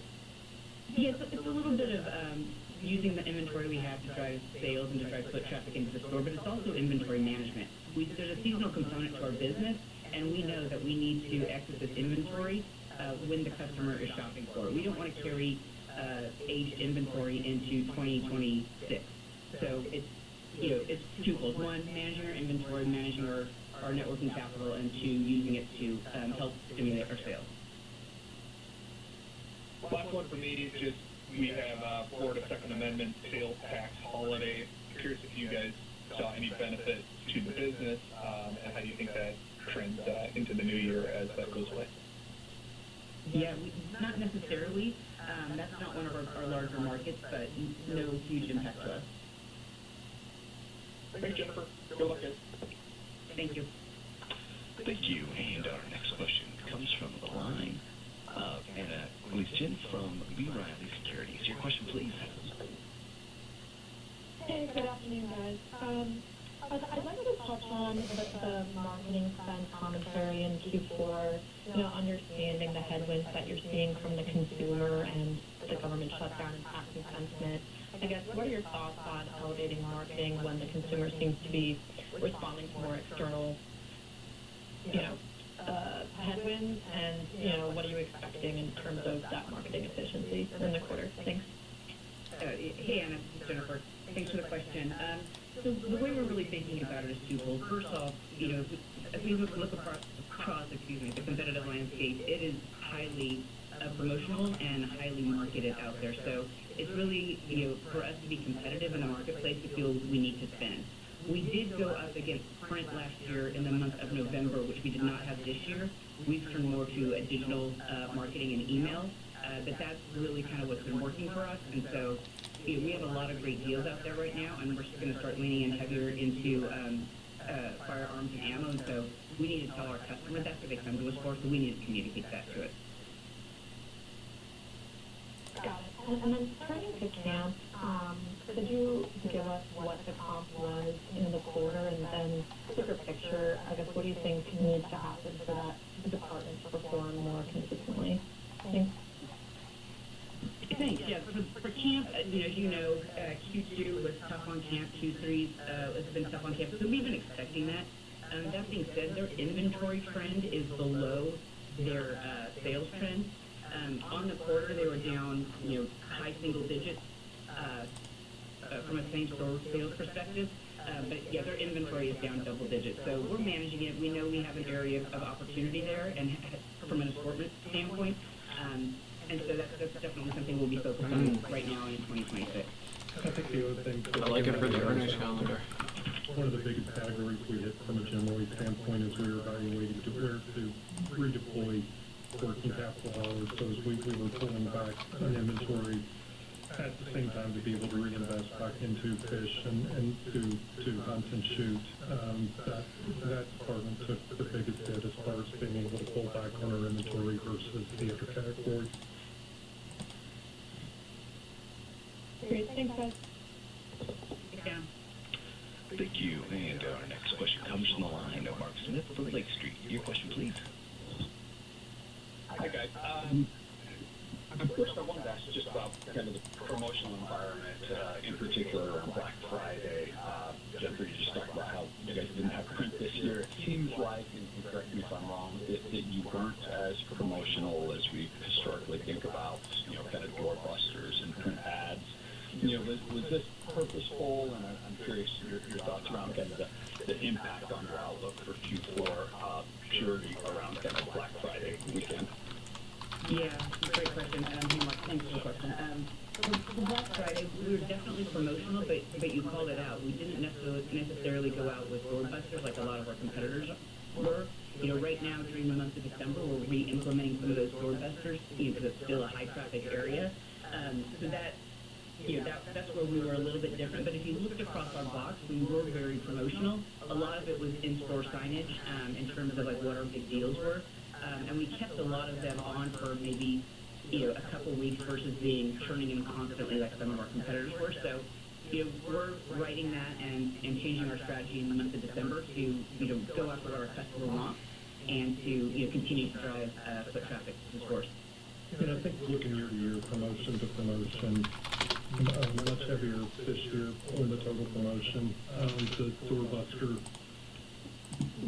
we look at that, we'll continue to look at that on what that means and what it means to the customer market as we think about it. But as we look at it now, and then we think we have some runway over the next few weeks to be able to light up promotions actually starting tomorrow to be able to help us in a different time frame, but at the same time be able to be super aggressive promotionally to be able to drive traffic as needed.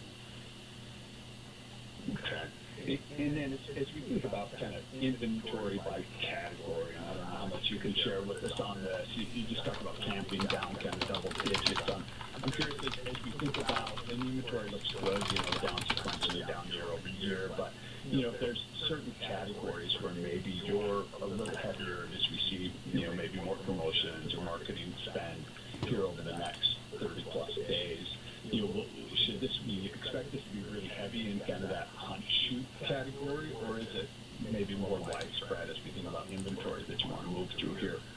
Yeah, I'll start with the category perspective. So if you look at inventory by category, all of the categories that were down in the quarter, they actually have inventory that is more down. So they are doing a great job managing the inventory for those categories that weren't performing. The only two categories that were up was fish, which, as we mentioned, was very successful in the quarter, and then, you know, slightly up in hunt, but not much. You know, I think it was like less than 2%. But, you know, as we look forward to the coming weeks, we are going to be leaning on the hunt and shoot category to drive sales because, you know, that's what we know drives our customers to our store. It's a large portion of our sales, and we have the inventory to do so. So that's how we're going to leverage that category. I would just add, Mark, at this point, we're not worried about inventory. The team's done a great job all year. What we do have is some fish, and we're running and continue to run strong performance in fish. And then, you know, firearms and ammo is in the best position it's been. We feel good and have the opportunity, we think, here over the next 7 weeks to be able to deploy more firearms and ammo from a promotional standpoint to be able to help drive that traffic. But as we look at inventory where we're at and where we're working our glide path down, we feel very comfortable, even given the current the current macros we're facing, to put inventory in a good position. Okay. And the last question for me, just, you know, personal protection, it seems like you're seeing some solid results there. I'm curious if you can share any thoughts around kind of the margin profile as we think about Byrna, Taser, you know, lethal, non-lethal, if there's any real difference in that non-lethal personal protection margin profile versus maybe, you know, traditional carry firearms. Yeah, personal protection has been great for us, and it is one of our strategic pillars. So, you know, that'll be a theme you'll continue to hear on calls. From a margin perspective, it is accretive. The non-lethal is accretive to the category. You know, right now it's in, at least Byrna is in 117 stores. Taser not as many, but, you know, we'll continue to evaluate stores to put those in. But it's been a success, and we're glad to see it bring in a different customer base. I mean, we think that's one of the values of it. You know, you have a lot of customers coming in and buying it for other members of their family, maybe their wife, maybe their daughters. I had a friend that bought 4 of them for his entire family. So, yeah, it's bringing in people that, you know, are just looking for something different, that don't necessarily want something that's lethal. Okay, excellent. Thank you, guys. Thank you. Thank you. And our next question comes from the line of Matt Coranda from Roth Capital. Your question, please. Hey guys, this is Joseph on for Matt. Just kind of happy to respond on driving traffic to promotions and hunting too. Is that the only lever that we have here to pull in terms of returning back to positive comps here? It looks like 3Q was down about 8%. Just anything else that we can pull to return back to those positive comps and hunt and shoot? Okay, hey Joseph, this is Jen. So our Q3 comp was a positive 2. I'm not sure if I misunderstood your last comment. So we have been positive comping for 3 consecutive quarters. As we look forward into holiday, we're not leaning strictly on firearms and ammo. That's more of a later on. I mean, holidays are very promotional season anyway, so there'll be many promotions throughout the store. That's just something we're layering on that we didn't have as upfront in November or early in Q3. Yeah, think just to answer that, I mean, that's the stuff that the queue, north of 5% Hunting Street, as we define it, was up over 5% of the queue. Clearly, that's the traffic travels along with ammunition that helps to drive it, but also the attachment parts of the business too, around optics and the different components and the total solution of the firearm piece of it. But the milk and bread is clearly firearms and ammunition to be able to drive people in, and it really gives our operators an opportunity to be able to attach to increase the AOV and the UPT as well. So I think we use that. You've got ammo, like we'll start seeing that tomorrow. Extremely aggressive prices on ammo. Even inventory's in great position, but it'll be a driver to be able to help us to attach, increase the overall box AOV and UPT. Got it. And just, if you guys could give us any preliminary thoughts on margin expansion, just going into fiscal 26, I know if this current tougher demand environment sustains, can we still just deliver any margin expansion in the next year? We haven't quite given guidance on 2026, but what we'll be focused on is really efficiency and profitable growth. We will continue to look at our inventory and make sure that we're getting as much margin accretion out of that as possible. But yeah, we're really focused on 2026 on our profitable sales growth and managing inventory and margin, and continue to look at our Got it. I'll leave it there. Thank you. This does conclude the question and answer session of today's program. I'd like to hand the program back to Riley Timber for any further remarks. Thank you for joining the call today, and thank you to all our passionate outfitters around the country for their commitment to the Sportsman's Warehouse. Together, we look forward to providing our customers with great gear and exceptional service. Thank you all. Thank you, ladies and gentlemen, for your participation in today's conference. This does conclude the program. You may now disconnect. Good day.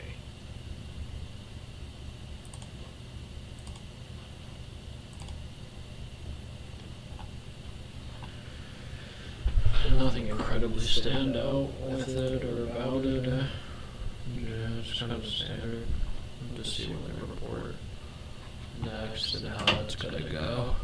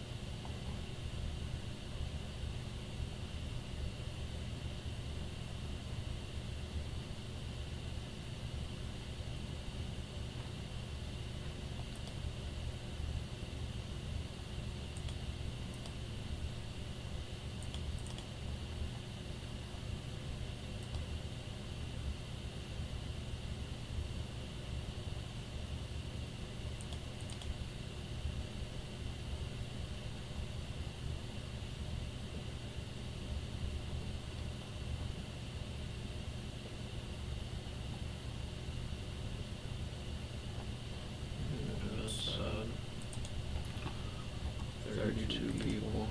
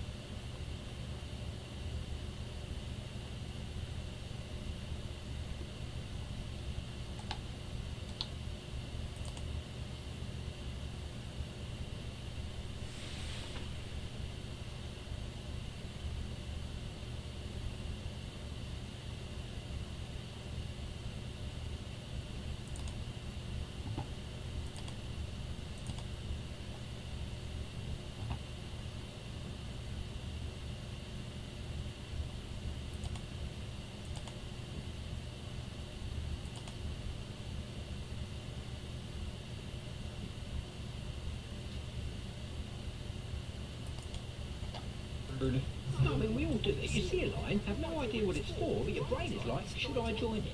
It's crazy, right? Hey, let me call you back. I got to stand in a line. 2,500 tokens.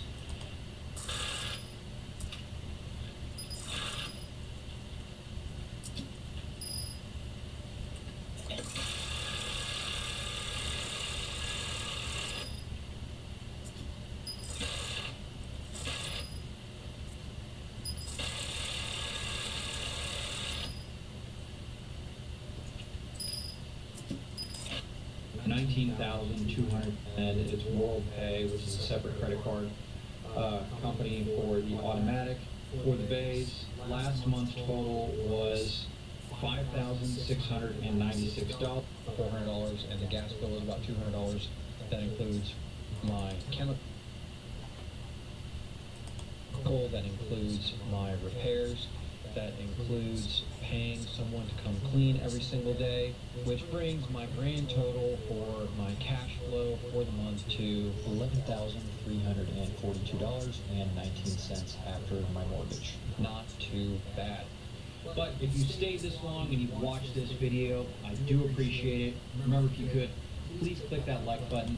$3,000 to install, that includes labor and the actual dryers themselves, but they could possibly increase my revenue to car wash another 15% a year, which is pretty substantial when considering that this car wash already does over 250 themselves, but they could possibly increase my revenue to car wash another 15% a year, which is pretty substantial when considering that this car wash already does over $250,000 gross a year. That could be another $37,500 on top of my current gross revenue that those air dryers could bring in. But considering they're $3,000 a year, that increased my revenue. So I didn't really think it was in my best interest to go in here and blow out my renovation budget just to make things nice and pretty on the back side of the building, mind you. Instead, I focused a lot of my renovation on the front side of the building, giving everything a nice new facelift, and putting as many functions in the bays as possible, because that's actually where you're going to make the bulk of your money, is in the bays. Although vacuums don't cost much to operate, they don't bring in the bulk of the revenue. What you want to do is install functions in the bays that are going to keep people in the bay spending money. That sucker is full. One thing that I wasn't able to fit into my renovation budget was air dryers in the bays. Now those would cost probably about $3,000 to install. That includes labor and the actual dryers themselves, but they could possibly increase my revenue to car wash another 15% a year, which is pretty substantial when considering that this car wash already does over $250,000 gross a year. That could be another $37,500 on top of my current gross revenue that those air dryers could bring in. But considering they're $3,000 a year, is it worth it for you to go in there and replace all the vacuums? It can become that. What if I could build an app that works my way with Base 44? My work moves fast. Finding the funds for the $98, so $2,300, and so here we talked a little bit about the income that this car wash produces, but in this video I'm going to make my last collect for the month of August and tally up the August totals for the income and the August totals for the expenses, so you can see just how much this car wash makes. First, we're going to start off with vacuums, and then I'm going to collect all the cash from the bays, and we're going to talk a little bit about car washes along the way. Essentially, that's how from the they work. Most standard, traditional, bay. One thing that I wasn't able to fit in my renovation budget was air dryers in the bays. Now those would cost probably about $1. It's automatic, but if you typically automatic way. So I'm just going to speed through this here. This is just separating the tokens from the quarters, so I can get a count on how many tokens were purchased to use the vacuums. So let's go ahead and run these quarters and see how much. I run about 30% credit, 30% cash, and 30% coin. So no matter what you do in a business like this, even if you are at a location that runs more credit than anything else, you're still going to have to deal with the coin and the cash. So that means coming down to the car wash, collecting all the coin, loading it up, taking it to your local bank. And sometimes banks aren't very easy to work with when it comes to cash and coin. A lot of people ask me how I actually take it to the bank. At some banks, they actually require you to put it in the rolls. At some banks, they require you to actually separate out all the bills and put everything in $100 bundles. Luckily for me, I don't have to do that. However, it's still a huge pain in the butt. Conversely, it actually helps with your taxes every year. So I guess it just depends on what you're willing to deal with. For me personally, I'm tracking every single bit of my income. That way, if I ever decide to sell this thing, I'm not ever having to be questioned by a potential buyer as to the whereabouts of whatever income I'm stating or claiming in order to keep this for $1,000 a year. This could potentially be worth $800,000. So you want to be very mindful of how you're tracking your expenses. Are you going to keep this for a long time and it's not a big deal if you track your expenses or not? Or are you looking for some kind of exit strategy? You want to have those things in mind if you're ever going to own a car wash. Again, for me personally, I'm tracking every single bit of my income and my expenses in order to make sure that I give a potential future owner the right numbers when they're determining if they want to purchase this or not. I wouldn't want anybody to run into the situation like I did. Then that every breakthrough. The reason for having to do that is simply because of running out of token. 195 quarters, $598.75. Now, if you go ahead, we let the vacuums go. We've had some rain, so every 2 weeks I pretty much go in and empty out those vacuums because a lot of my token bled short. I wish automatics in next 3 minutes. That's here.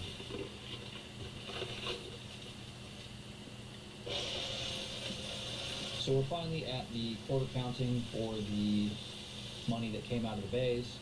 I'm just going to go ahead and cut out the part where I separate the tokens from the quarters. I don't count the tokens that are separated out. So I get some people to ask me if I'm double counting or not. The month, and I'm trying to tally everything up.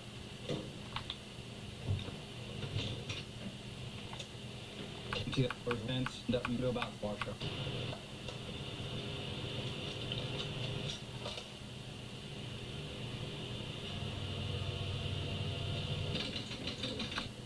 The automatic for cash and coin is 11,000 and our numbers and net 1,500 this month are 6,829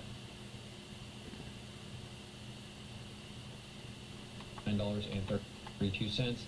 That includes paying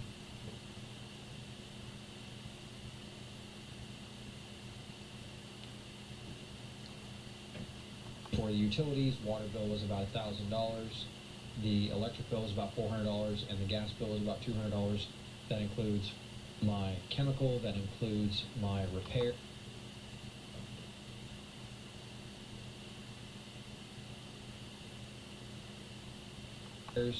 That includes paying someone to come clean every single day, which brings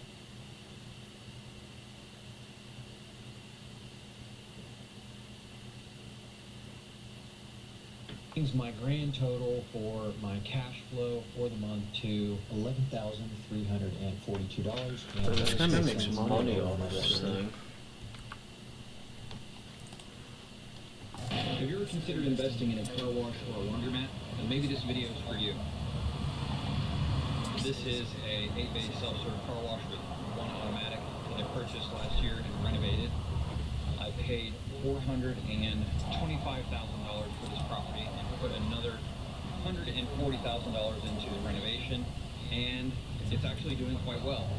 It was pretty run down, needed a lot of work, and I went in and tore a lot of the old stuff out and gave it a really, really good, new facelift. And since then, things have been amazing. When I purchased the property, the owner was charging $1 for 2 minutes and 20 seconds. And so before I purchased it, I drove around all the car washes in my area, and I found out what they were charging, which turned out to be $2 for 3 minutes. So immediately upon purchasing this, I knew that I actually had about a 33% upside by just increasing the prices.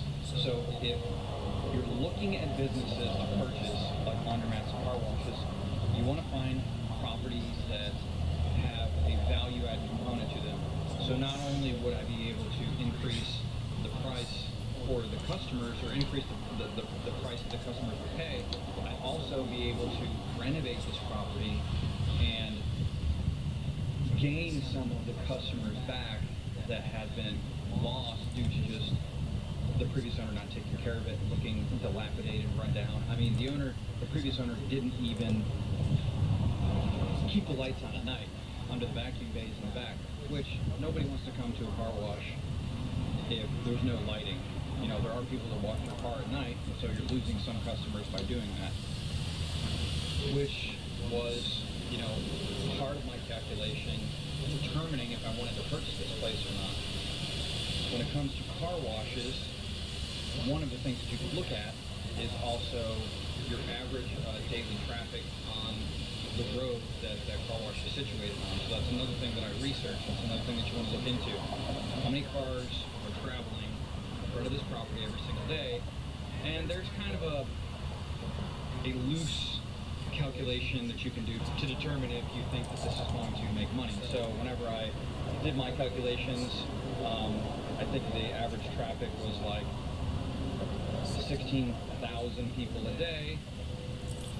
Then I took that number, and I can't remember what the calculation is, but whatever percent it was, at $7 spent per customer, you know, how much money am I going to make? And you can kind of get a rough estimate. But if you want to get even deeper, you can actually go to the property and just start counting cars, which is kind of what I did. I drove by this property for about 3 months because the owner was being very, very coy about how much money he made, and I didn't necessarily believe him. But then I started going to the property every single day. I have properties in the area, all my rentals in the area, so I went and I started driving by this property 3-4 times a day. Every time I drive by here, there'd be 3 or 4 cars here. You know, sometimes busier more than others, but I determined that the owner was being somewhat honest with me, as much as he could anyways, because a lot of times what you'll find is these owners don't really keep track of their income because they're just trying to avoid the taxes. So, they are some things to consider when purchasing a car wash. Another thing from my perspective that I don't do is I don't not report any of my income. See, this is new to me. I've only owned this for about a year, and I'm not really sure how long I want to do this. So what I'm doing is keeping track of my expenses every single day, every single month, every single week, the whole year. That way, when I go to sell it, the buyer is going to know exactly how much money this made, because car washes are typically valued based on their gross revenue. So if this makes $200,000 a year, it could be valued anywhere between $600,000 and $1 million. In my market, Oh, they're shit. selling for So 3 to 4 times revenue? 4 to 5 times the gross multiple. So what that means is, if I purchase this place, Holy shit. to get the gross revenue up to $250,000, it could potentially be worth $1 million. And that's insane. something that is going to allow me to have an exit strategy on this. Although I do like the cash flow, this property is cash flowing, it is a lot of work every single month, every single day to come up here and clean up. There's a lot of trash, there's a lot of things that are broken, there's a lot of things that you have to do when you're a car wash owner, and it's not passive by any means.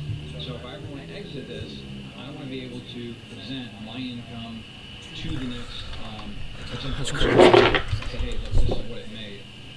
And that's just something else to consider whenever you're purchasing a car wash. Are you purchasing it for some long-term thing just to have a little extra cash flow? Or are you purchasing it to get the revenue up and then sell it and then move on to something else? Take that money and put it into something else. Car washes are great investments if you have the time and mindset of being actively involved. I'm not saying there aren't ways to make investing in car washes a fully passive investment, but let's be honest. Are you going to trust someone else to come collect cash and coin? You say, well, how about making it completely cashless and going to credit cards? Sure, you can do that, but think about all the cash you're leaving on the table from customers that just want to come spend that extra $5 to $10 in quarters or cash that they've got hanging out in their car. It might work in a more affluent area, but I'd still be willing to bet you'd be losing a large portion of revenue by going strictly cashless. So now, if you've gotten over the idea of having to be there every day or at least every couple days to collect the cash, now we need to think about being there to Adam, great to meet you.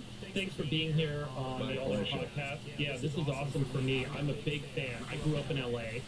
I listened to Loveline on K-Rock as a teenager, pre-internet, like before the internet really took off. So the content you and Dr. Drew put out on Loveline on drugs, sex, human psychology, this was stuff that didn't exist in our everyday lives and the discourse that you guys had. It was really kind of expansive for folks, at least in my cohort growing up in LA. We learned a lot. So I want to thank you for that. I think you've pioneered an important corner of the world of content and media for a long time. So thanks for that. You've lived in LA for a long time, right? Yeah, whole life. And so, we thought this would be a great conversation to have on the 1-year anniversary of the Palisades fire. Because we know that you've been an outspoken voice on the actions and the reactions to Palisades. And while we're talking, we can also talk broadly about LA, about California, about the U.S., and where things are headed. Every business has an ambition. PayPal Open is a platform designed to help you grow into yours, with access to business loans on the future. And as of November 2025, only one home has been rebuilt. Can you just give us your view on what's gone on since the fire? Why has this been such a slow process, and why have all of the promises that were made in the days and weeks after the fire forgotten about? Well, I'm uniquely qualified to address this subject because I live in Malibu and I was physically there on Sunset the morning the fire started. I literally walked out of the Equinox Gym and I looked up Sunset Boulevard up in the mountains and I saw smoke. It was 9:45 in the morning, so I was like, live there, was evacuated that night, but also have a background in construction, building, permitting, the city, regulation, that kind of stuff. So it's a subject that I'm pretty passionate about. And I think it leads into a bigger conversation about Los Angeles and California and how come there's no affordable housing and how come when they build homeless units that are 400 square feet, they're $900,000 a unit, and so on and so forth. So it would be nice to use this as sort of a stepping stone to that conversation. I've lived in California my whole life, and I was in construction my whole life. Then when I got into show business later, all I did was use the show business money to fund more building projects. So I never got away from being on a job site. It just happened to be my own home versus other people's home. And of course, as an owner-builder, was always having to deal with permits in the city and so forth. I always knew it was super cumbersome and super expensive and actually did more harm than good. It dissuaded a lot of people from building. A lot of people went, I don't want to deal with the city. I don't want to, when you talk to fast food franchises, they'll go, I'll open a store in any city, but I'm not going to do Los Angeles. It's too much. And it becomes too much work, and so then either people bootleg things or they don't start their project at all, because if you go through the normal channels, which is engineering and then plan check and permitting and approvals and all that, it's not only really expensive, but it's super time consuming, and it basically convinces you to scrub the project. I was friends with Suzanne Summers and her husband Alan Hamill, and they live, I'm still friends with Alan. Obviously Susan passed recently, and they're a great couple and they love Malibu. And they used to come out and stay at the Malibu Inn and go out to dinner with me. And they live in Palm Springs. And I said, well, you love Malibu so much, I don't get why you don't live in Malibu. And they said, oh, we lived in Malibu, but a fire came in and took the house down. That was probably 20 years ago. And then when we wanted to rebuild, the Coastal Commission was so burdensome and there was so much regulation. And, you know, these are people in their early 70s, late 60s. They don't have 11 years to rebuild a house. They're in the twilight part. They're in the retirement years. At a certain point, Alan Hamill just said, I couldn't deal with the Coastal Commission anymore. It's his property. He just wanted to rebuild a slightly different structure. You know, some talk about a carport and whether they needed closed parking, whatever. Eventually, they just packed up and they went to Palm Springs and built a house there. So that's essentially what it does. It dissuades a lot of people from rebuilding. I was displaced in the wee hours of the fire that night. I found myself at probably 4 a.m. just walking into a random hotel in Burbank, California, and trying to check in at 4 in the morning. I always remember it because the person behind the desk wasn't there, and I asked the guy who was buffing the floor, and they said, she's at lunch. It's 4 in the morning. Meaning, she's in the back room eating a sandwich, but you can wait a half hour. Anyway, we got checked in. And the following morning, I got up to come back to the studio, but the power was out. The wind had broken the telephone poles in my Burbank studio, and so the power was all out. So I said, well, should we run a best of or something, or should I let's just sit down here in the hotel room. I'm going to move this table, move that chair, and I'll just do an emergency broadcast from the hotel room. And in that broadcast, the following morning after the fire, I said, do not expect any rebuilding. You guys have no idea what the permitting process is. You have no idea how much red tape there is in regulation. Oh, they're going to talk some kind of story about expediting things and making things easier and faster and so on and so forth. It is not going to happen. This is Los Angeles. Karen Bass is the mayor. There will be nothing rebuilt. I guarantee you that. Good luck pulling a permit. And then, by the way, all you asswipes that vote Democrat every year, when you don't get your permit, maybe you should think about a different direction politically. And that's what I said 8 hours after the fire, and it's been a year. And I'm in Malibu. There's nothing rebuilt in Malibu. Can you just help diagnose the source of the problem? Is it cronyism, corruption by some sort of, union or labor group or contractors that are trying to up the cost of things? Is it an incompetency, or is there a good motivation to save the planet, and save the environment, and slow things down? I mean, what is behind the over-regulation and the red tape, which is not just inherent in LA, it's obviously a California problem, and across the United States? I've got my view on this. I'd love to hear your view on where this is coming from. What's the origin of this? I don't think any of it is connected to unions or builders or contractors or engineers or any of that. I don't think they want any of it. I live in that world. I talk to these people. They roll their eyes. They hate it. It makes their job that much harder. So I don't think it's a sort of New York mafia, we'll handle the garbage kind of situation. This is, what I'm starting to learn is basically what people are calling gyno-fascism, which is way too many women in positions of power with an eye on safety. And it's safety uber alles, and the second thing is environment uber alles. And everything they do is under the umbrella of safety. And they think, and they get a lot of applause and accolades for making things safer, but they don't realize is they grind things to a halt. So, shutting schools down for COVID may be the safest thing to do, but you damage kids, you cause a lot of collateral damage, and it was never dangerous to healthy young kids in the first place, and you should have approached it much differently. But what did you do? You said shut the school, shut the churches, shut the small businesses, mask up. You want full safety. And Barbara Ferrer, who's in charge of this, and then there's Mayor Battle, although at the time it was Mayor Pete, I'll think of his name in a second. The guy got shipped off to India. But mostly female city council who never stopped talking about safety. And yeah, it was Garcetti. Yeah. When they hide behind the shield of safety because it makes them sound noble, but it's essentially like saying, look, wouldn't your car be safer if it had a full NASCAR-style roll cage in?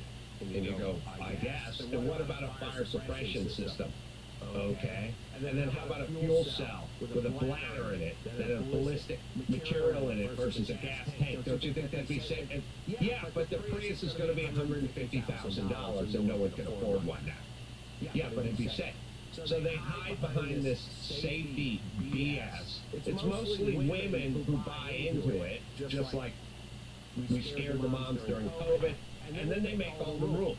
And the rules are always more, and it's always safer, and also people sort of go along with it, like they go, look, if a caisson is 10 feet deep into the ground with number 4 rebar, wouldn't it be safer to have it be 20 feet in the ground with number 6 rebar? And it's like, it would be, but you just added 70% to the cost of the caisson. And that's how they think. It's their job, the job of that individual sitting in that role, whether it's a local, state, or federal government agency, is to increase safety. Their job is not to think about the second or third order effects on the economy, on the affordability, on the ability to move quickly, on all the other factors that the individual citizen and the businesses and the community that have to deal with. That's never what they're tasked with. They have a very kind of simple and uniform statement, which is, hey, make things safe. You're the regulatory body that oversees safety and oversees that we're not going to have a fire. This is sort of like, I don't know if you followed this autonomous vehicle stuff in California, but, for every million miles, autonomous vehicles reduce fatalities by like 95%. But if there's one autonomous vehicle that crashes once, everyone shuts that entire program down and says, wait a second, we've got robots killing people, we can't let that happen, we have to stop robots from killing people, versus looking at the second order and third order effects, which is significant reduction in overall fatalities, improvement in safety, and so on. And that seems to be the organizational problem, right? Well, it's like when you have these fools like Bill de Blasio saying, one person dies, that's one person too many. Whenever you hear that, you have to go, this person's a dope, and they shouldn't be in a leadership position. Because you can't be in a leadership position, you can't be a general in the army, and you can't be the mayor of a town and announce if one person died. By the way, 8 people died of fentanyl on the street in the time it took you to make that one pompous statement. So shut up and start being practical. Totally. I saw this in San Francisco when they gave away needles, and then they created this sort of safe space for people to do fentanyl and do drugs and shoot up by giving them free needles and saying you can do it here, so they could reduce the transmission of HIV and other diseases that are transmitted via needle. And it's like, well, what percentage of people do you think are now going to have a higher proclivity to do fentanyl and do these drugs? That's going to create so many more fatalities than the HIV ever would have. It's just very thoughtless in the overall view. And I do remember when the COVID pandemic first began, in one of the first episodes we did of this show, I specifically talked about the lack of leadership in being able to synthesize multiple data streams, which is what a leader's job is to see the whole field and to make a decision on how do we win the game or how do we win the war, versus listen to the one person that's the safety commissioner that says this is how you save lives. But thinking through the second and third order effects of what would happen to kids if you kept them out of school for 6 months, what would happen to the economy if you shut down businesses, and the lack of synthesis, the lack of true leadership in these institutions is what makes things so difficult. Well, also the corruption of being in the pockets of the school board union and the teachers union. I mean, first off, they hired some dumb witch named Barbara Ferrer, who's not even a doctor, and she just makes the declaration to shut everything down because that's the safest thing. And then the school teachers who aren't heroes and don't feel like working decide they'd rather work from home than get dressed and go into school, and then they just tell Gavin Newsom, who they funnel their money to and get elected every year, do our bidding, and he's a coward, and so he does that. And then at some point, Rochelle Walensky, the CDC, announces they should open schools, but that gets shut down really quickly by the school unions, and then she announces that she was not speaking officially. That was just sort of her opinion off the record. And you have a whole bunch of people controlled by teachers' unions. Yeah. Well, so is there a solution?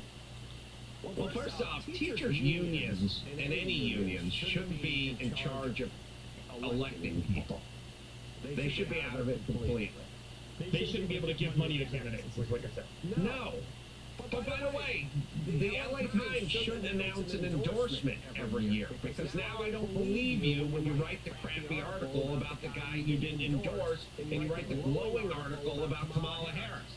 You made a fool of yourself by announcing what it's like an umpire in a baseball game endorsing the LA, the Dodgers, right? Don't make an announcement. Paul balls and strikes. You know, New York Times, LA Times. Paul balls and strikes. Don't announce you're for the Diamondbacks.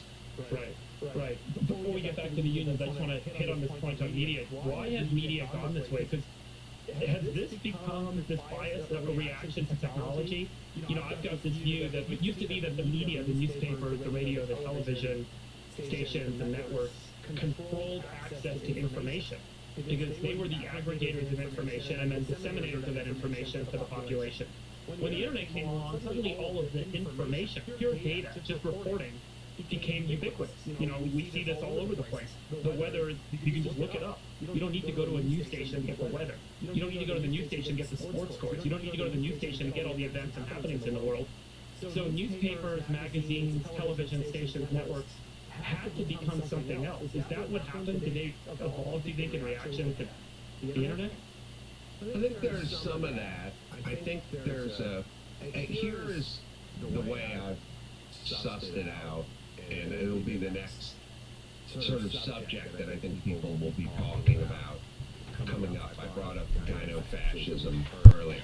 So, men and women are different, and we don't seem to want to acknowledge that, but we are. And the newsrooms were, you know, a very short period of time ago, 15, 20 years ago, it would be 12% female, or the news outlets, or CBS, NBC, you know, New York Times, whatever, had a minority of women. College campuses, you know, when they bring all the presidents of these colleges up in front of Congress, they're all women. It's not like they went, we need to talk to only women presidents of prestigious colleges. We just go, give me the presidents. And every time there's a presser, I think this just happened at Brown with the shooting. But it happened in Congress with Harvard and so on and so forth. It's all women in these positions. Now, women aren't flawed, and there's nothing wrong with them.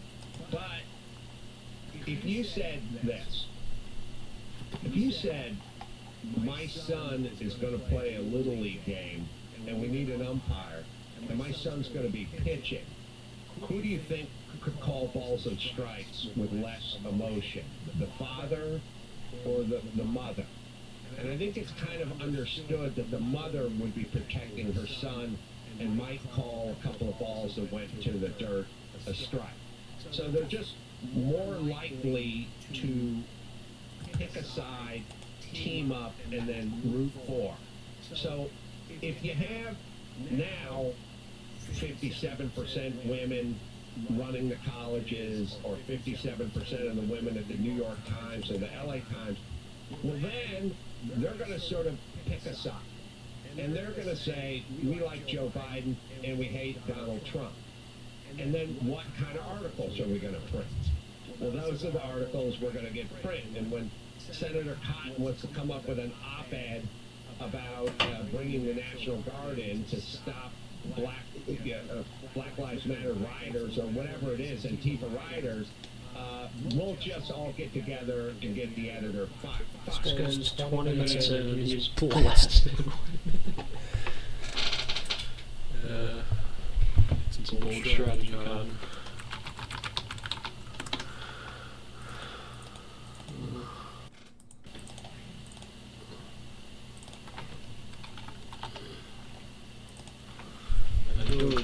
a lot of regulatory tape. I don't know how much is from the safety.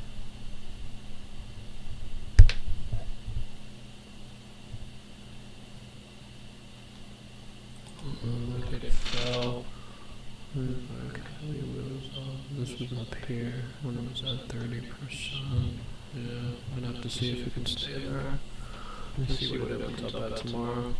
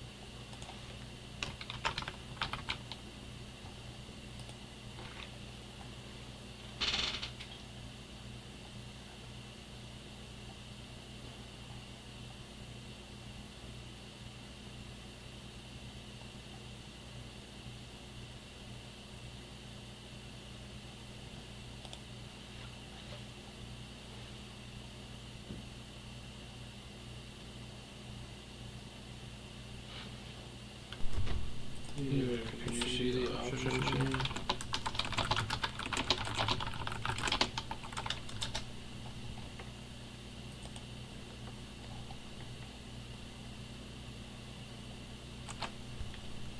I don't know if we'll be able to look at the options here. Here we go. What's this?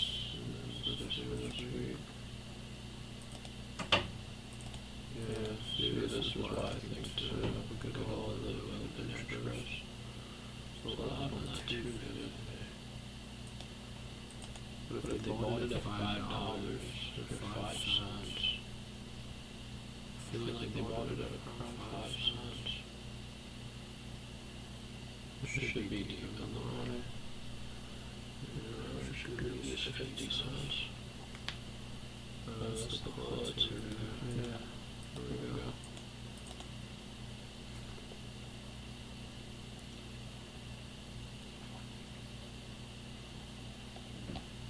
Still trading that 2 cents. Could you imagine? Should maybe have bought some today. That's what they call low calls.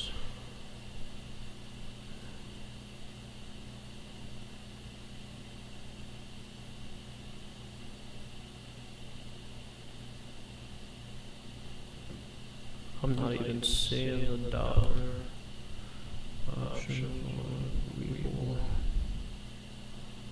Where'd that go? Here we go. The dollar was 650%. Yeesh. It's crazy.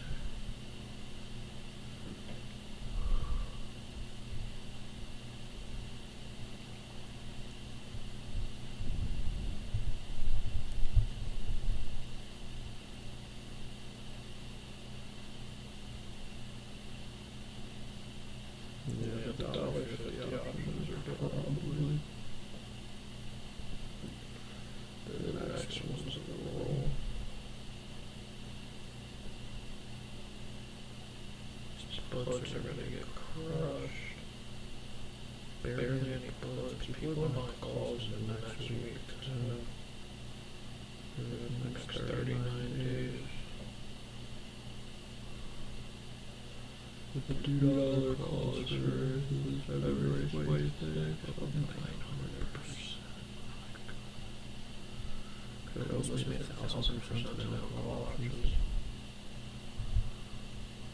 That's pretty solid. We'll take over that way. So it's Yeah, look at this.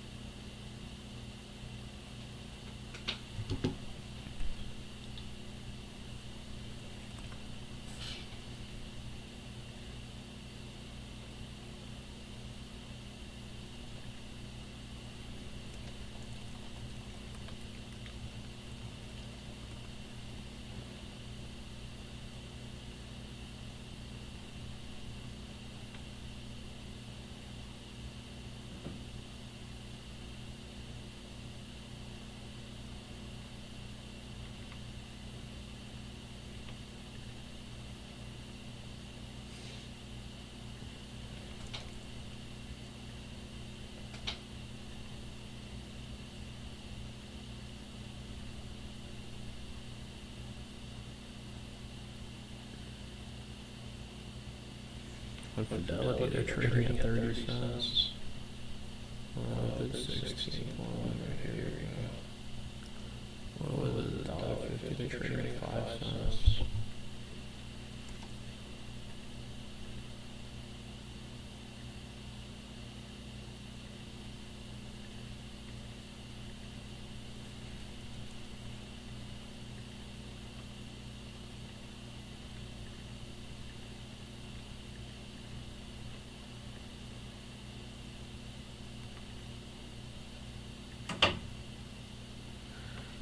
So it'll be $525.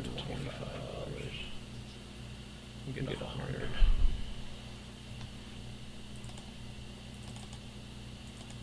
Number $1.55. If it goes to 3, we start making so much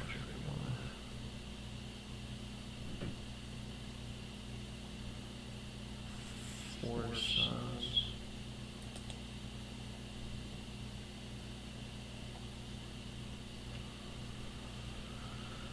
What is it? $1.60 minus $1.50, $1.60 minus $1.55. It's still gonna be 5 cents times 100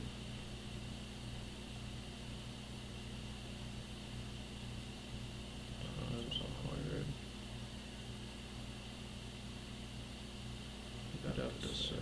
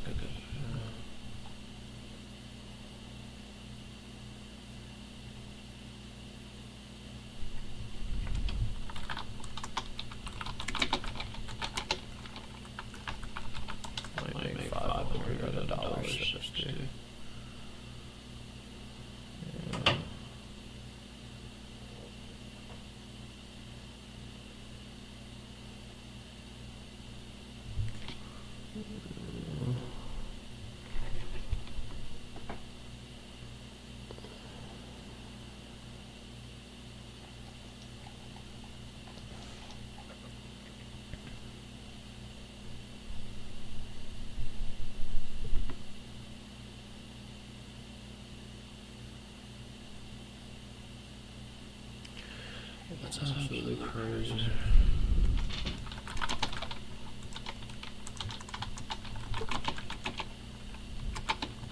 It's gonna be 3 minus $1.50.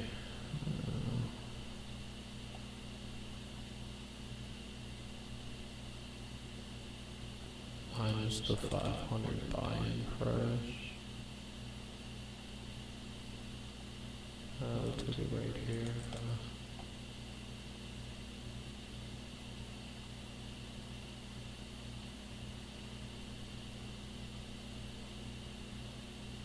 So if it went to 30, we'd want 100 of those. Make it quick 14. The likelihood of doing that as well.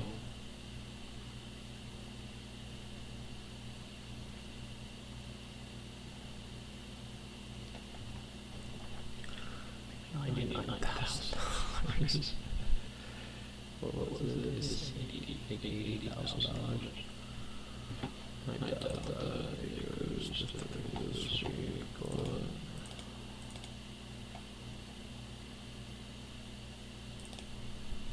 let's see stock knowledge.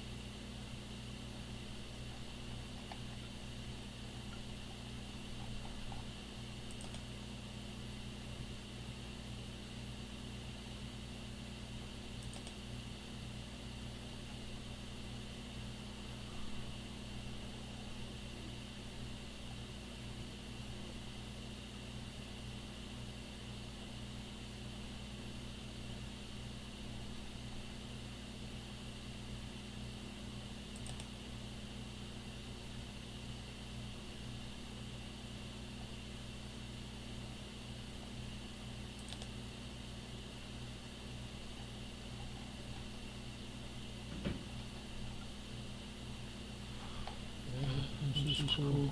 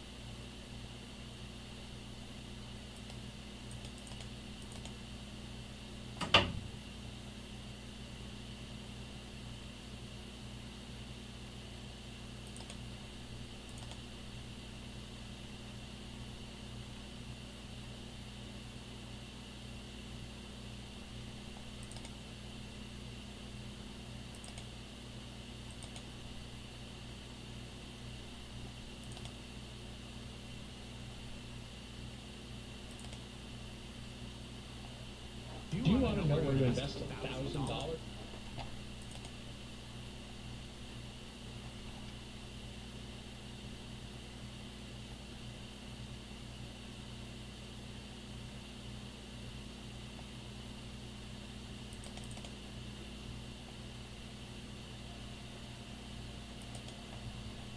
What the Big Short? It's crazy considering Steve Eisman's now on YouTube and just watch his videos.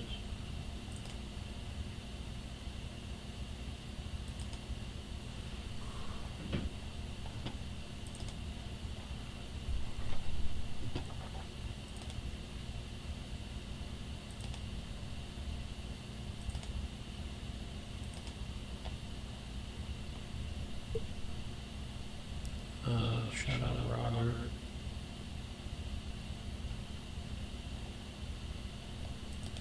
Well, what I heard at the fuck, which dad pointed out that she was talking to my two dads. And the story begins when I was 9 years old, went from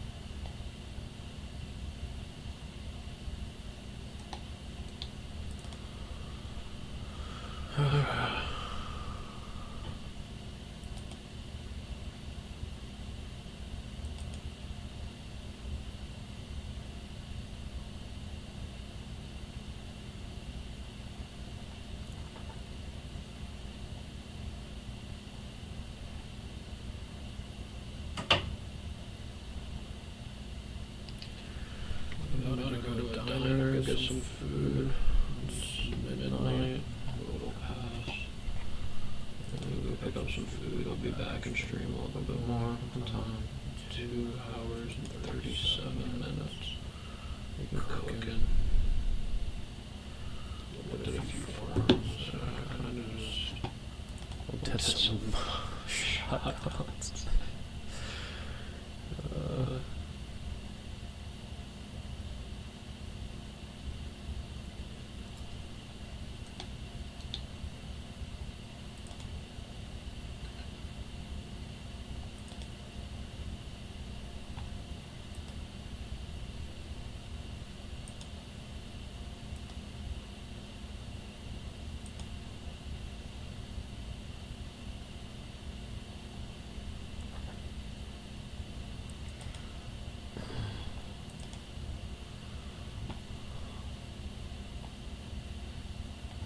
What?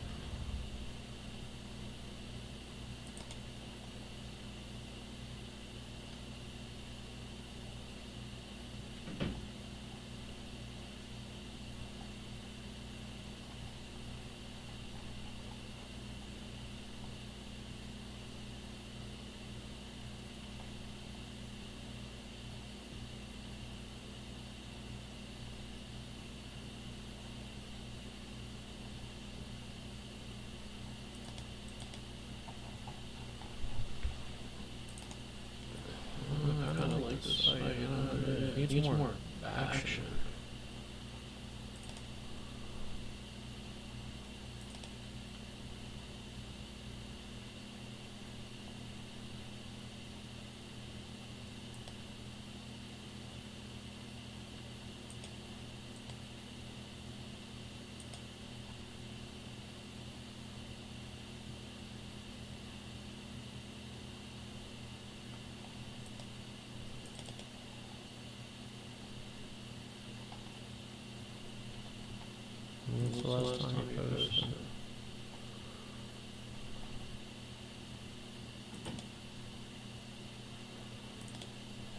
they all limit who can see it? Is that just a standard check?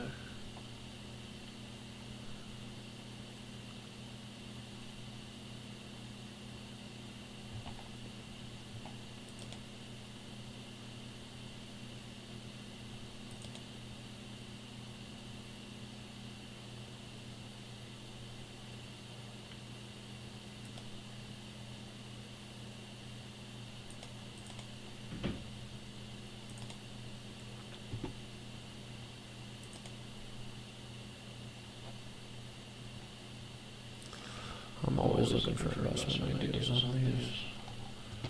Yeah, even if the board's not active, I'll still see maybe there's something posted from a while ago.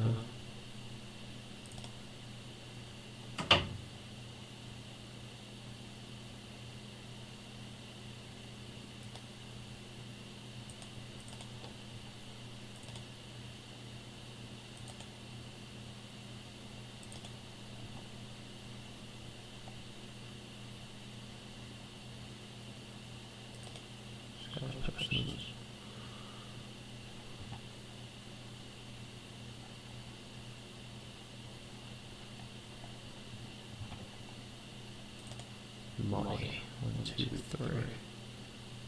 This guy gets money. Yeah, I think this just might be it. That sucks.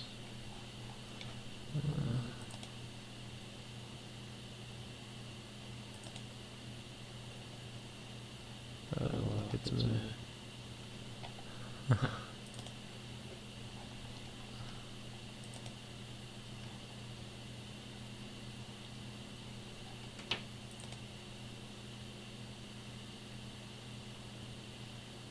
That wasn't me.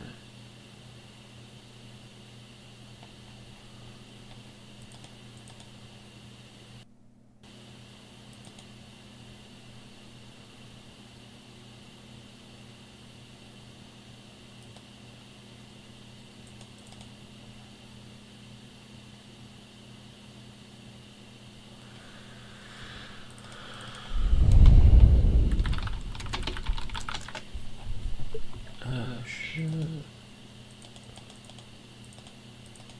This was a little run. Oh my god, what is going on? Jeez.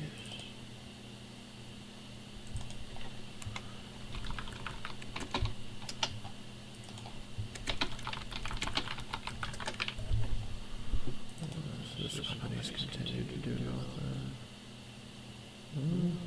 Right up.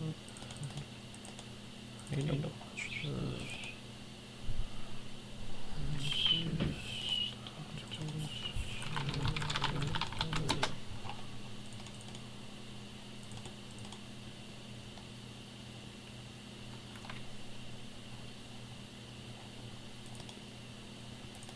It's like this Yahoo Finance, I'm saying they need better boards.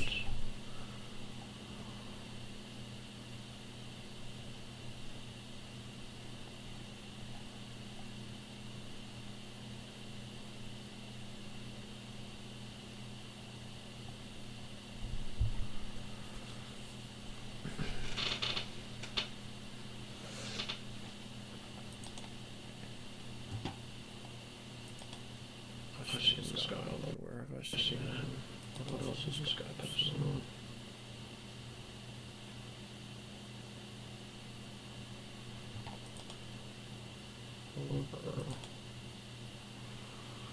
I've seen him on some board.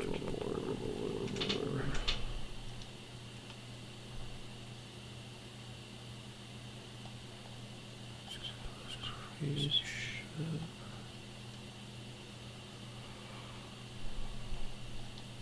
I'd buy any of those biotech, tech bio. Oh, no way. I don't know where it is. I think it's the board or something. They just changed the name. Fuck. Oh, that's so frustrating. I was looking at that. Damn.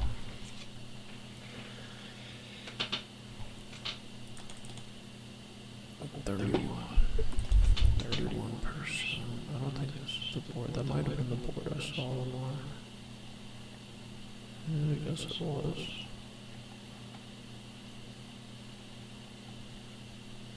Yeah, it's gone, yeah, I guess so.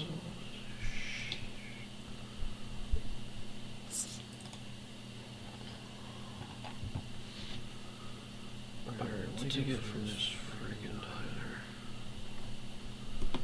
Fields of breakfast.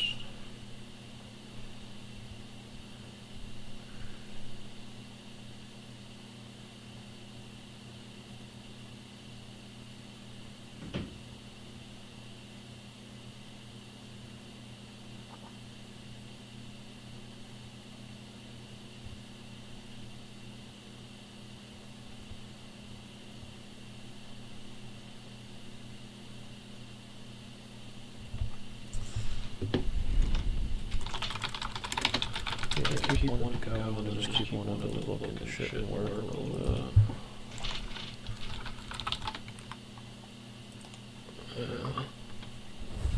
Because I'm a producer more than I consume. I don't really like to consume too much. Produce a whole lot more.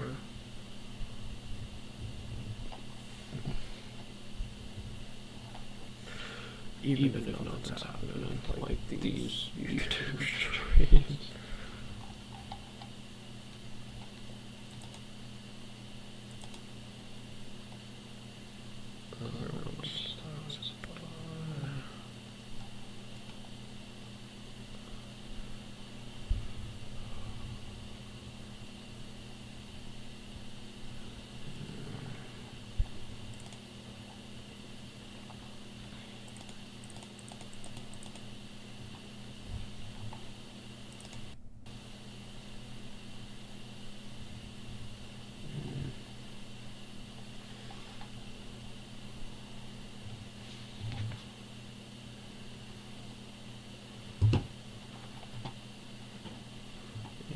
Say anything. Just set the same standard shit.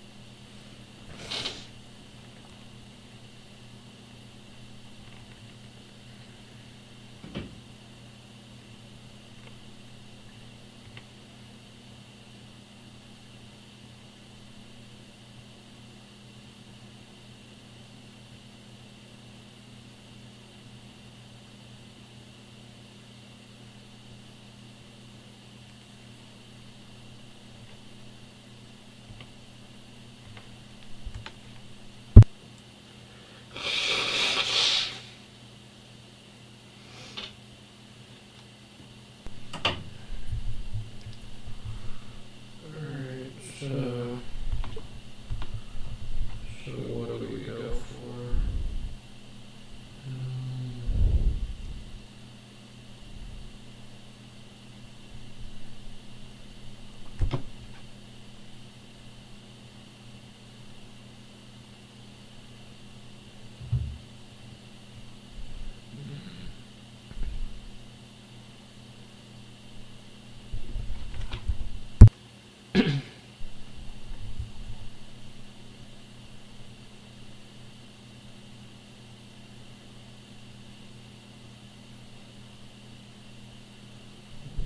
Just put on omelets, I want an omelet.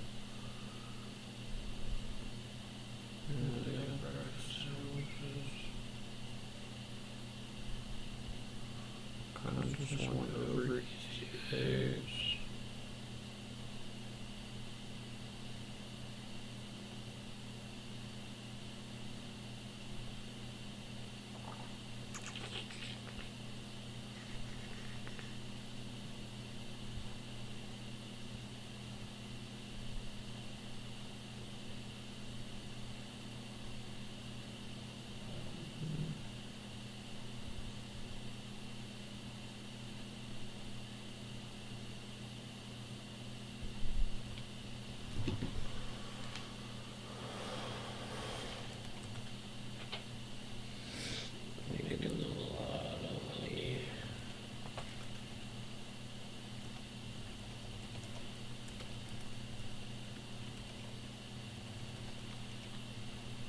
Fidelity dollars.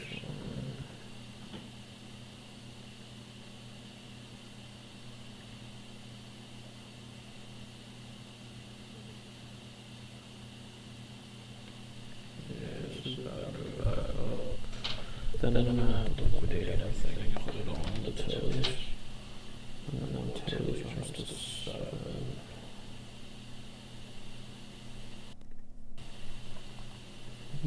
Ow.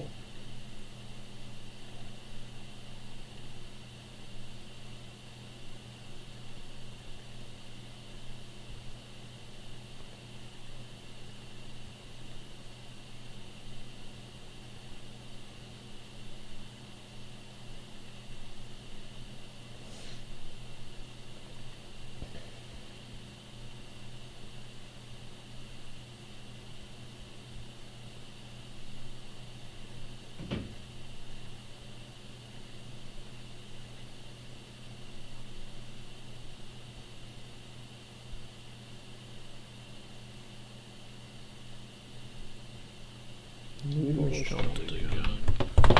Eagles on kind of a run these past few days, Yeah, look at what one was at 55 cents. Yeesh.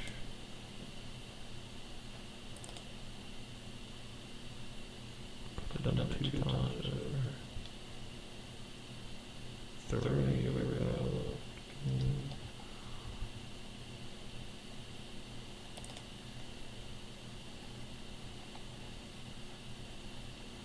That's a little more, but yeah, maybe I should buy it at 60 cents.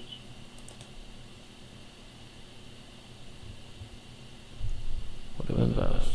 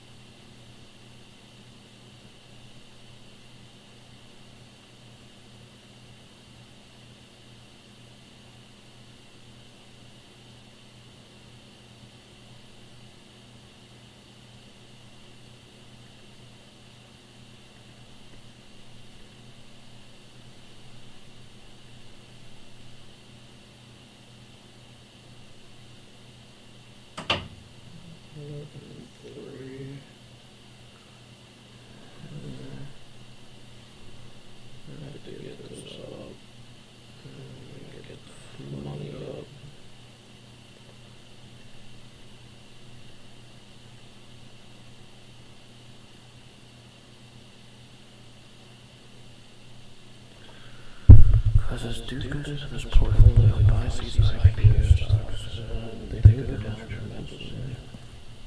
So you should have more of it. But we go in and buy these BS IPOs. What's going on with Campbell's? Why is that still there? Yeah, that's going to be tremendous, actually. I should really sell this. Yeah, those are going to drop. And Campbell's is not doing well.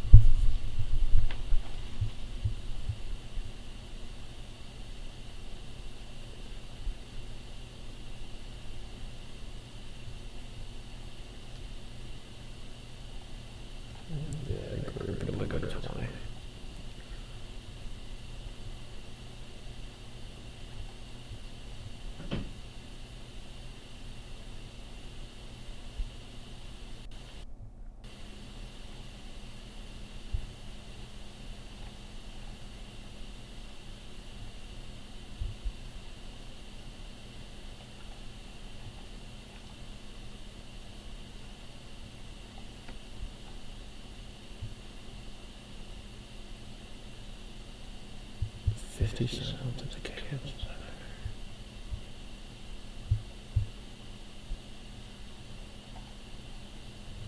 Let's discuss that.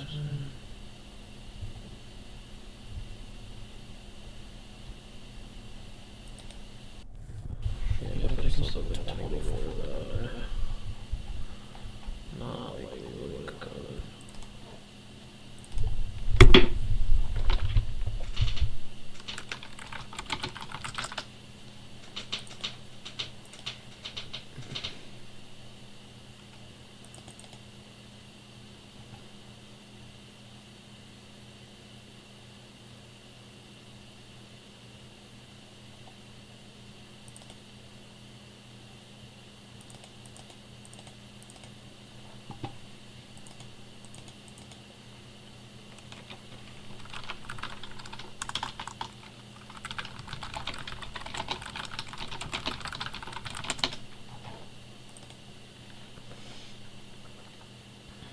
This is the sales that we're talking about.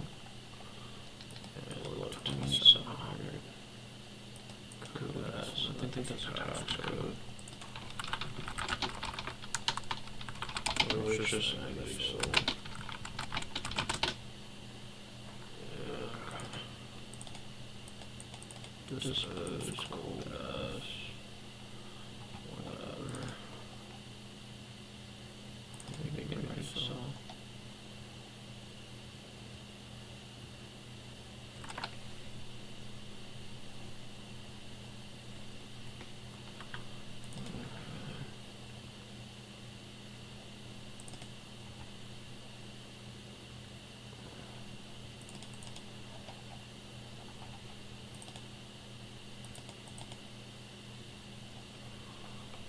Just the quarterly filing. Campbell's has been around for so long, this company's not going anywhere. This is what it is.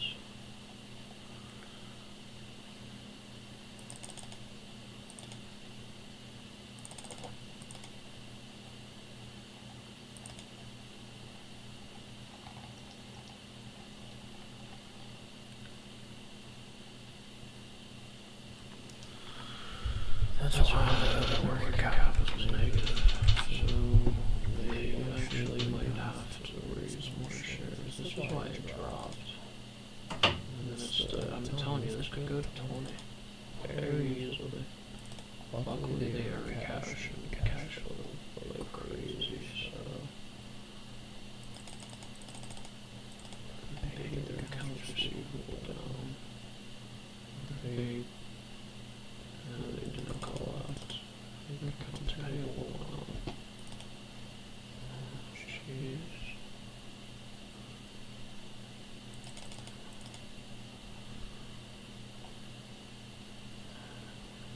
This is an inverse what you want to see. You want to see this with a negative, meaning they paid it out. You want to see this positive, meaning they collected.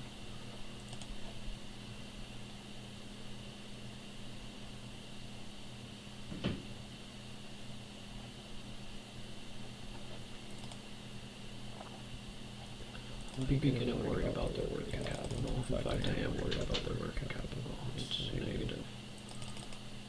And they're keep increasing their short-term borrowings to essentially fund inventory. And now they're kind of screwed. See how they navigate out. They're gonna have to do it by selling more product, or they're gonna have to eliminate some longer-term assets. I don't even know why they have $4 billion of goodwill. That's not real. Yeah, their balance sheet is horrendous.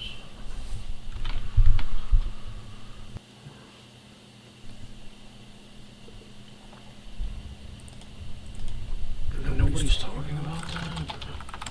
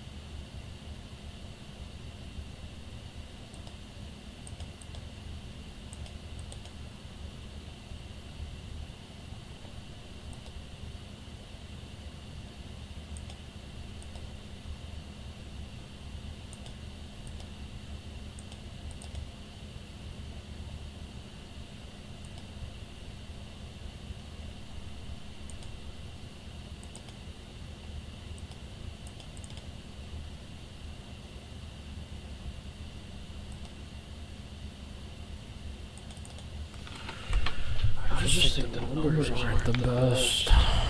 Yeah, I think they took on too much debt. I mean, that's even the long-term working capital is negative, so...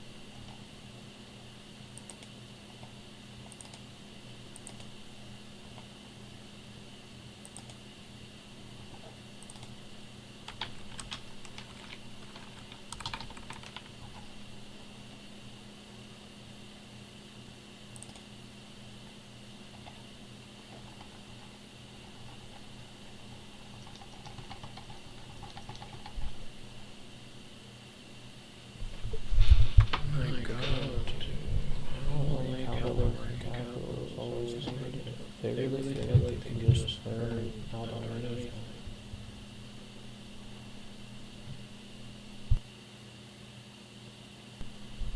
So you produce 800 million in net earnings is almost 1,200. Why not just pay down debt?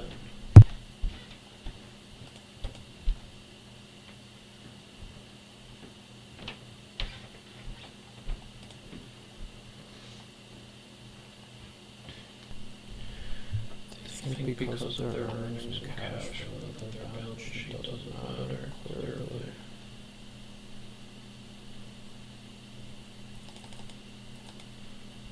He's the deposit to buy back stock this year.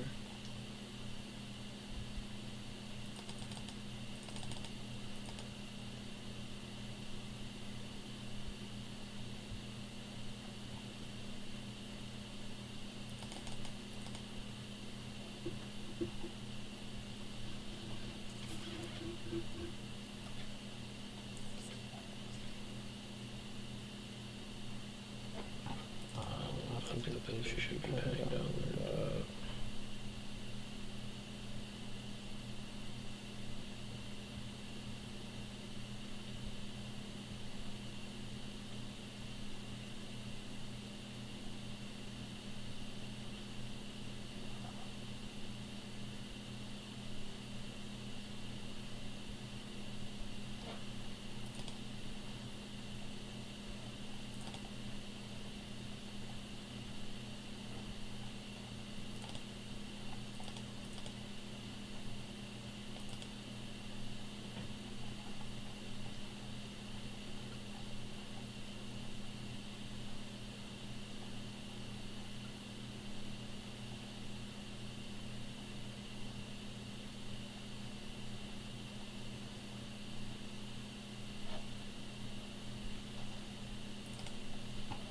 Alright, 3 hours. I'm gonna go pick up some food from this diner. And then I'll be back.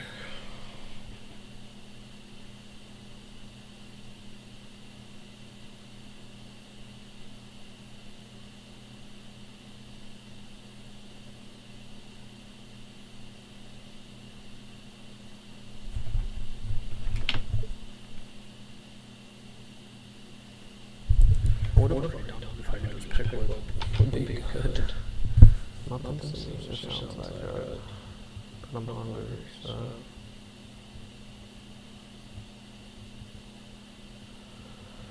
So like, what do we do?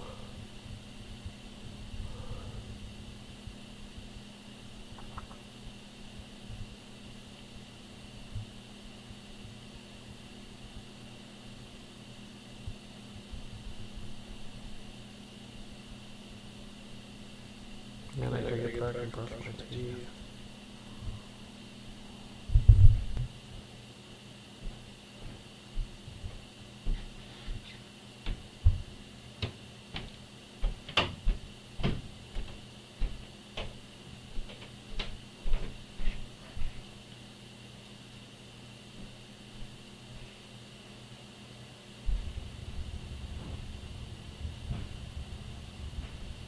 that serious? This guy's out of his mind.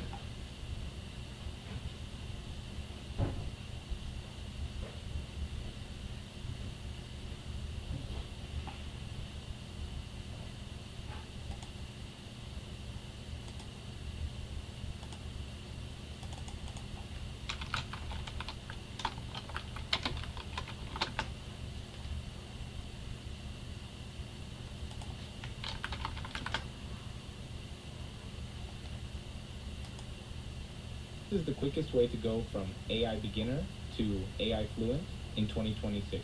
What? A great suggestion here to discuss Campbell's stock. If you look at Campbell's, the dividend is getting interesting, the stock is down, popular brands, everything looks good. However, we have to make a distinction between food, corn, soybeans, fertilizer, things like that, and food brands that are a highly competitive environment. And you can see that competition when you look at revenues and net income from Campbell's. Practically, if you adjust for inflation, it has been declining in real terms for the past 20 years. High competition, but they still are able to keep stable cash flows, even if they are doing crazy acquisitions, increasing their debt to keep on the perception of some kind of growth. They're doing another acquisition now, stakes, things like that. And that is the problem with these businesses. The wisdom of Warren Buffett is capital allocation. And Campbell needs to make the capital allocation in a bad sector. They have great cash flows, but they reinvest them in a bad sector trying to survive. Buffett bought Berkshire and then reinvested somewhere else, which is something that these people cannot do. And they try to invest in their own things. That is something that goes well. However, I'm seeing here 1.8 billion, 6.7 billion, 2.5 billion, and the market cap is lower than what they spent on acquisitions. That is the problem because they are trying to save things, negative everything. Key factor is that these brands are not that popular anymore. Private labels, high competition, and that's why you see these declines. There is still some earnings per share, some good cash flows that allow for dividends. That gives perhaps a margin of safety that somebody will buy them out, P ratio of 10. And if there is any growth, yes, you can make plus 18% as this dividend yield returns to a normal 3-4%. However, that is then just a bet. And when it comes to these businesses, okay. Yeah, I think somebody, if it goes down, someone's going to be looking to buy them out at 15. Absolutely. If the stock goes lower, some private equity business will take it over. So there is even a high margin of safety. Okay. Not for $7 billion. No one's buying them out for $7 billion. Because when you look at these businesses, if there would be something new that would be a catalyst in 2030, that you know, okay, that's worth more than 8 billion, that would be something. But I can see. Perhaps you can tell me in the comments, but I don't think so. And that's why I think it's best to leave this to pension funds. I have put it here on the quadrant of around 6%. I will not follow it. You will not see it on the quadrant anymore.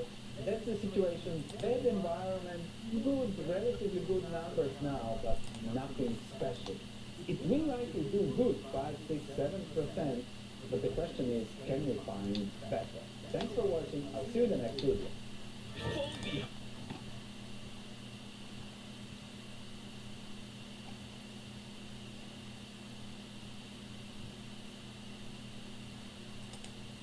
All right, today we have another stock analysis.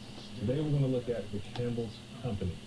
Now, as you may have known, the Campbell's Company is in the news, but not for the right reasons. Recently, their executive made some comments that has some investors kind of looking the other direction. But we're going to look to see if this stock has been sliding enough over the past few years to warrant our attention for a possible investment. So let's get right into it. So the Campbell's Company, ticker symbol CPB, trading right now at $28.74. 250 shares outstanding. Somebody would buy for 10. They buy it maybe for $3 billion. What are the earnings every year? 22. Sliding down from, looks like about above $55 now to $28. So we're looking to see is this stock 600 million. to buy? Now let's look at a few stats of this business. It'd be a complete Market cap deal. of $8.5 billion. I'd probably buy it for 20. PE ratio 14.8. Now this is a very mature business. Typically, I don't know So what was why it? they You like could buy it for like 6 at billion. this high of a PE. You get a 10% Earnings, return. especially if the company isn't growing. Your cash flow, what are they cash flowing at that? But I think here's the main focus. Yeah, but their cash flow lies because of $1.56. you'd have to use some to pay down the debt. 4%. That's a very high yield for a common stock. So we'll look This looks a little bit better. That yield makes sense, and if we are interested in this company, Buy it at 10. for growth, definitely maybe this is an income investment for those that are interested in that. And they buy it out at So the start off looking at this business segments. How are their business structured and how do they make their money? So Campbell's is 27% soups, 43% baked snacks, and 30% beverages. That's how they bring in their money. Now, I want to point out something that's very important here when it comes to their snacks. If we were to look at their number one segment, the largest segment is the baked snacks. You see, over the past few years, 4.6 billion in revenue, 4.5, 4.4. So their number one segment, baked snacks, is starting to come down. So that is a sign of some weakness that investors are seeing, and some of them are running away. Yeah, I mean, you could take the operating cash flow and discount it back. Challenges to beef up this segment and get it going again. Right now, it's sliding. So whether that's going to be more healthy snacks or whatnot, they have to do something to address this problem. So there is some risk embedded with this investment there. Now, looking at the revenues, again, we're talking about a mature company. We're not talking about a new hot tech stock. So you have to make sure that we are having reasonable expectations when we're looking at the revenue and the margins. So 2016, Pretty much do that in my head, though. revenue, 2025, 7.9 billion, 2025, 10.2 billion. So you do have some growth, but it's not steady growth. As we see, we have 1, 2, 3, 4 years where revenues were down, but overall uptrend, looking at about 3.4% growth per year over the past 5 years, which can be expected for a very mature established company. So let's look at margins. Gross margins, after they create their product and deliver it to the customer, how much money is left over? We're looking at 2.7 all the way to 3.1. So here's a trend that we don't like to see. We want to see either improving margins or steady margins. But we have 34.9. It is becoming more expensive for this company to create their product, and they are not finding efficiencies to do so, to combat the increased expenses. So that's something. Revenues looking good, gross profit, we don't like to see that. Now looking at net income or net profit, after they deliver the products to the customer, that's the gross profit. After they pay for all of their selling, administrative expenses, operating expenses, things like that, now we're looking at the net, what's left over after all expenses are paid. Can have a high year here in 2021, over $1 billion. Somebody highlights some audio issues. But the margins are a little bit all over the place, but they're not bad. 7.1, this is the lowest year, 3% here. Thank you. Up to 11, 8, 9, 5, 5. So, again, no years of losses. They have a profit every year, but the profit isn't growing. So it's not the most attractive. This is probably neutral here. Not good, not bad, but kind of right in the middle. So revenues are looking okay. Gross profit trending in the wrong direction. Net income, so-so. So let's look at the debt. This is another one that could be a sign of, that could raise some alarms. So we're looking at how much debt do they have and how much cash flow do they produce each year, and we want to know how many years will it take for them to pay off their debt, looking at their current cash flow. So we want it to be under 5 years, 3 years the best, not 3, and then 5 is okay, but they're at 9 years, 9 years before they can pay the cash flow. That means when they have cash flow of $705 million, they have debt of 6.3. So it's 9 times the amount of cash flow is sitting on their debt. Now, I like when how they you get refer in to trouble, that as and I wouldn't say Campbell is in trouble right now, but when they do get in trouble, we want below 5 years, so we want a company to be able to pay off their debt quickly to help them stay afloat. So right now, if they were to I just threw it. get into trouble, right now, they would not be able to pay off their debt in a fast enough time to stay in that safe range. So that's something that we have. If they do get in trouble, we want below 5 years, so we want a company to be able to pay off their debt quickly to help them stay afloat. So right now, if they were to get into trouble, right now, they would not be able to pay off their debt in a fast enough time to stay in that safe range. So that's something that we have to keep our eye out on if you're looking at this company to invest. Looking at the dividend, now this would be the most attractive attribute of this company. Again, we're talking about that high yield, over 5%, which is great for a common stock. Yeah, but they should cut it to paying on that. Even if moderately, as we see with Campbell. So, over 5.8%. They raised their dividend actually. Wow, 2.5. Payout ratio, 66%. So, out of all the cash flow, 66% of it is paid out to the investors in the dividend. This, we'll have to see if we're looking at a company that's going to aggressively grow their dividend. But this is okay for a company that's established and has a steady dividend. Again, that 5% is pretty solid. You shouldn't look for more than that unless you're investing in some type of income fund or some type of a real estate investment trust. 5% is at that top range of what you should look for a healthy company. So again, income of a company that's growing their revenues moderately and also payout ratio. That's not bad, but don't expect this dividend to grow in the future. Shares outstanding. This is important because you want to know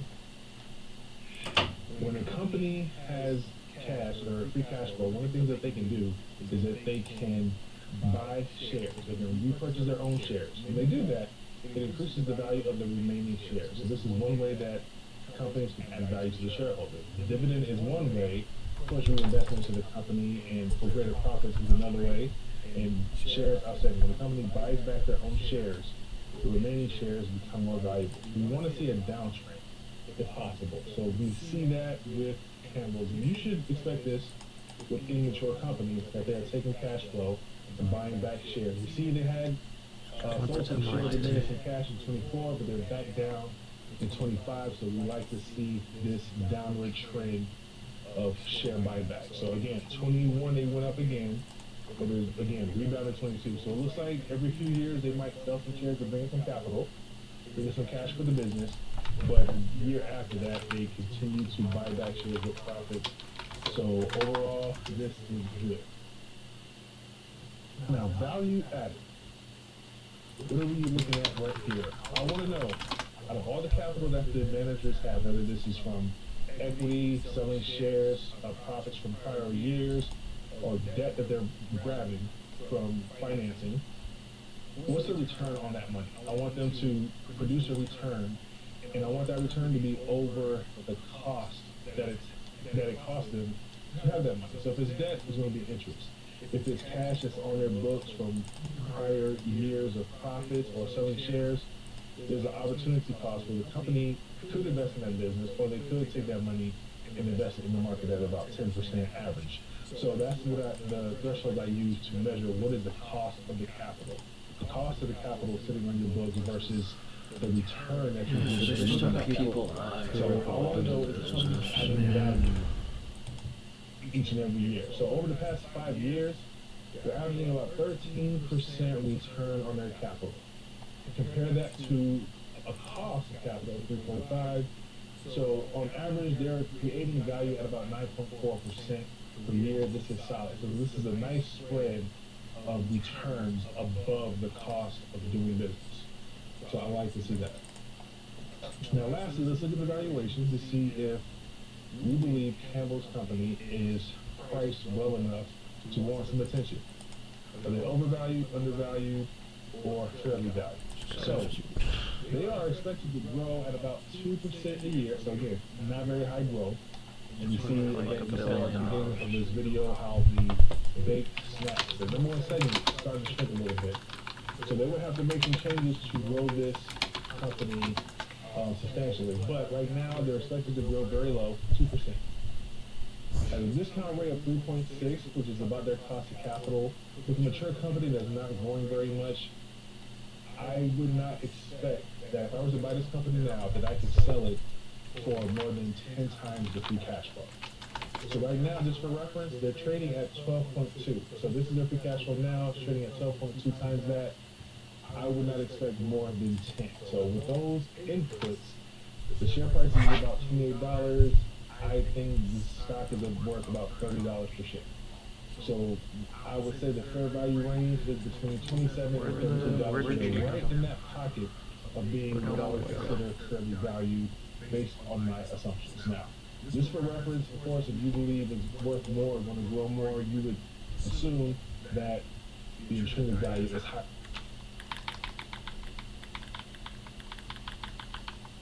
This with any mature company that they are taking cash flow and buying back shares. You see, they had sold some shares and bringing some cash in 24, but they're back down in 25. So we like to see this downward trend of share buyback. So again, 21 they went up again, but again rebounded 22. So it looks like every few years they might sell some shares to bring in some capital, bring in some cash for the business.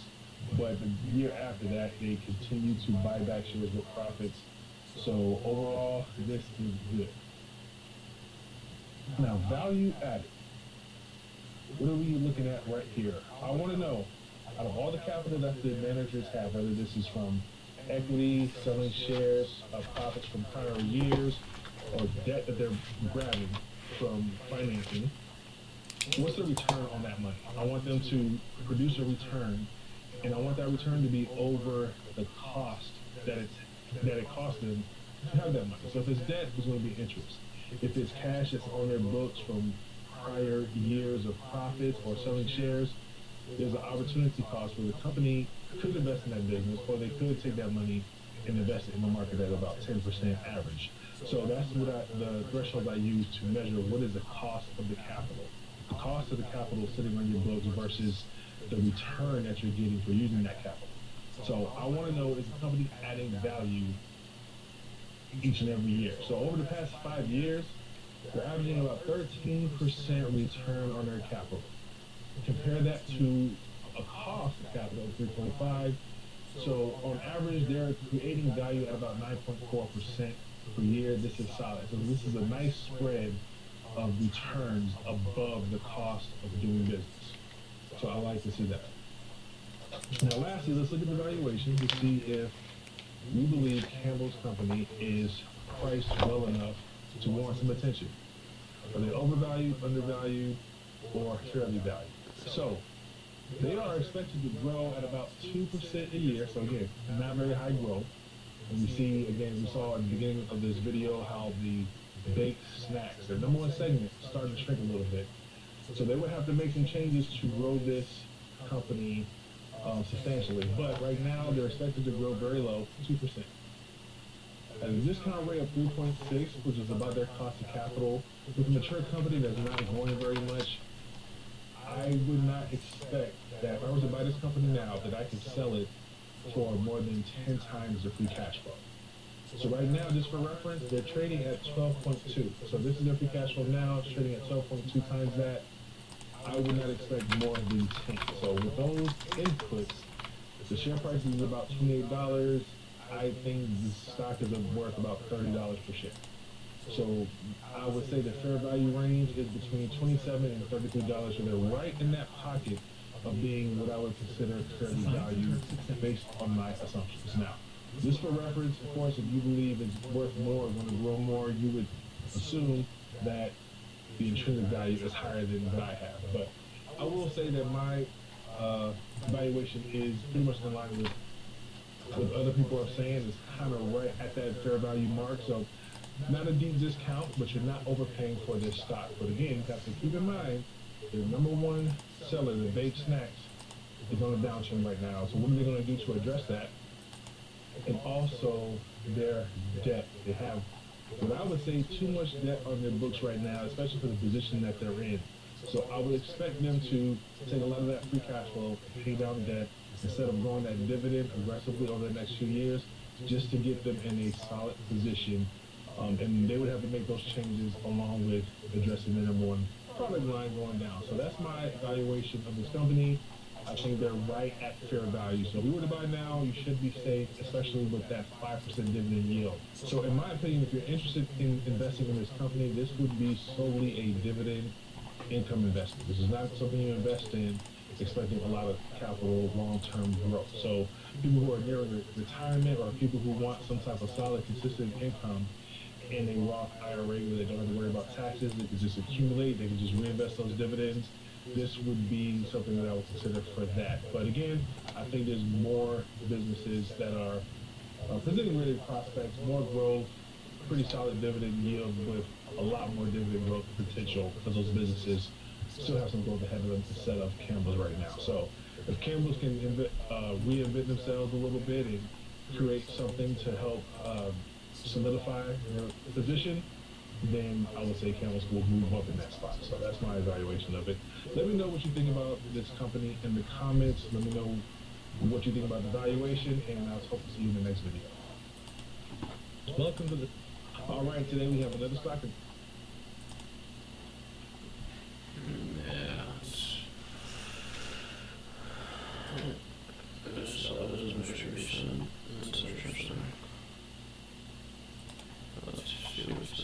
Alright, my name is Carlos McWhorter, CPA, and today we're going to do a stock review of Dick's Sporting Goods. Why is Dick's Sporting Goods in the news and on the top of people's minds right now? It's because recently they announced that they're going to purchase Foot Locker for $2.4 billion. Now, as an investor in Dick's Sporting Goods since 2018, when I first heard this news, I wasn't the most excited. Yes, they've been acquiring some companies here and there. They haven't acquired a very strong brand. And sometimes when companies do this, they run into trouble. The thing is, when you have a stock like Dick's Sporting Goods that's been such a great dividend growth stock, I bought this in 2018. They've grown their dividend every year over 10%, double-digit growth. Sometimes they've grown it over 20% in 1 year. Sometimes they've grown it multiple times in 1 year, along with special dividends. So this company is dominant in what they do, and they are generating a ton of extra cash in their dividends to the shareholders with stock buybacks and with great dividend growth. So that's what I like about this company. But companies that do this typically aren't heavy on the acquisition side. You hear Dick's Sporting Goods just announced a heavy acquisition, what I would consider a heavy acquisition. But I want you to think about this. Like I said before, companies, when they are managing a brand, and that brand pretty much does one thing, sporting goods, they're dominant there. They're not dominant in what Foot Locker does, which is different. Even though they sell sneakers and some apparel, it's different. You have a sporting goods brand, and you have what's typically more of a fashion brand. If I go to Foot Locker, I might be buying some shoes for the basketball end. So typically, I'm just buying shoes for I'm going there for fashion. When I'm going to sporting goods, I'm not typically going there for fashion, I'm going there for performance. Looking at golf clubs, if I'm buying shoes, it's to walk, it's golf shoes, it's something about performance. So different brands, and you see this potential merging of these two brands, and we're going to see what happens, but you got to think about this. Remember when Dollar Tree bought Family Dollar some years back? And okay, they both are discount retailers. So of course Dollar Tree is going to do a great job with Family Dollar. A few years later, in that, I want to say maybe 2 or 3 months ago, they announced they're selling it. They were not successful with it. So how can Dollar Tree, who's great at that brand, not be successful with Family Dollar? Well, it's because you have two different brands that serve two different demographics. The store locations are much different. It's just a different business. Different business model, not different business model, I'll say it's a different business, different brand, and they're serving different people. So don't assume that a company like Dick's Sporting Goods is going to purchase Foot Locker and just have massive success. It may not happen. So we'll see. Yeah, I disagree with that in this instance. Because Foot Locker is still going to be its own standalone brand. If anything, I don't really see how this enhances the Foot Locker brand. with Dick's Sporting Goods, now that with this brand that they purchased with Foot Locker, with all these stores and online as well, number one, now Dick's Sporting Goods can get a global reach since they are not overseas like Foot Locker is. So that's one benefit. Another benefit is they have more bargaining power when it comes to these retailers. Remember last year or a few years ago when Foot Locker stock started sink down a little bit, yes, their business was struggling, but Nike announced a more direct-to-consumer business model. So they figured they were going to remove some styles from the stores and sell those styles directly to the customers. Nike kind of moved a little bit too fast and went against customer trends, so they kind of struggled. They kind of reverted back to putting those styles back into Foot Locker. But nonetheless, Foot Locker stock has been struggling. We're going to take a look at both Dick's Sporting Goods and Foot Locker to see how good is Dick's Sporting Goods, and we're going to look at Foot Locker to see how good this brand is, or this business is that they're buying. So let's take a look at Dick's Sporting Goods to start it off. Right now they're trading at about $167 per share. Solid trend. The stock has been flat for the past year or so, but this stock has again, I bought it in 2018. I want to say my average basis in this stock was about $50 if I'm not mistaken. 2.9% dividend. They're paying $4.85 a year per share. Pretty solid dividend. And this company is pretty much climbing pretty strongly since 2020 with some volatility, but overall, solid stock. Solid movement right here. So let's go look at a few more stats. 13.3 billion market cap. A bid of 1.19, so not very volatile, a little bit more than the market. A PE of 11.9, so that seems pretty cheap. Earnings per share of 14.05. So let's take a look at this to see is this company actually cheap. So we dive right into the revenues here.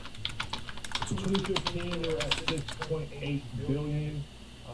Solid growth, only 1 year of negative growth here. Right now, they're trending to be at 13.4. Last year, they finished at $12.9 billion. So they're growing at a pretty solid rate, stable growth, 9.4% a year.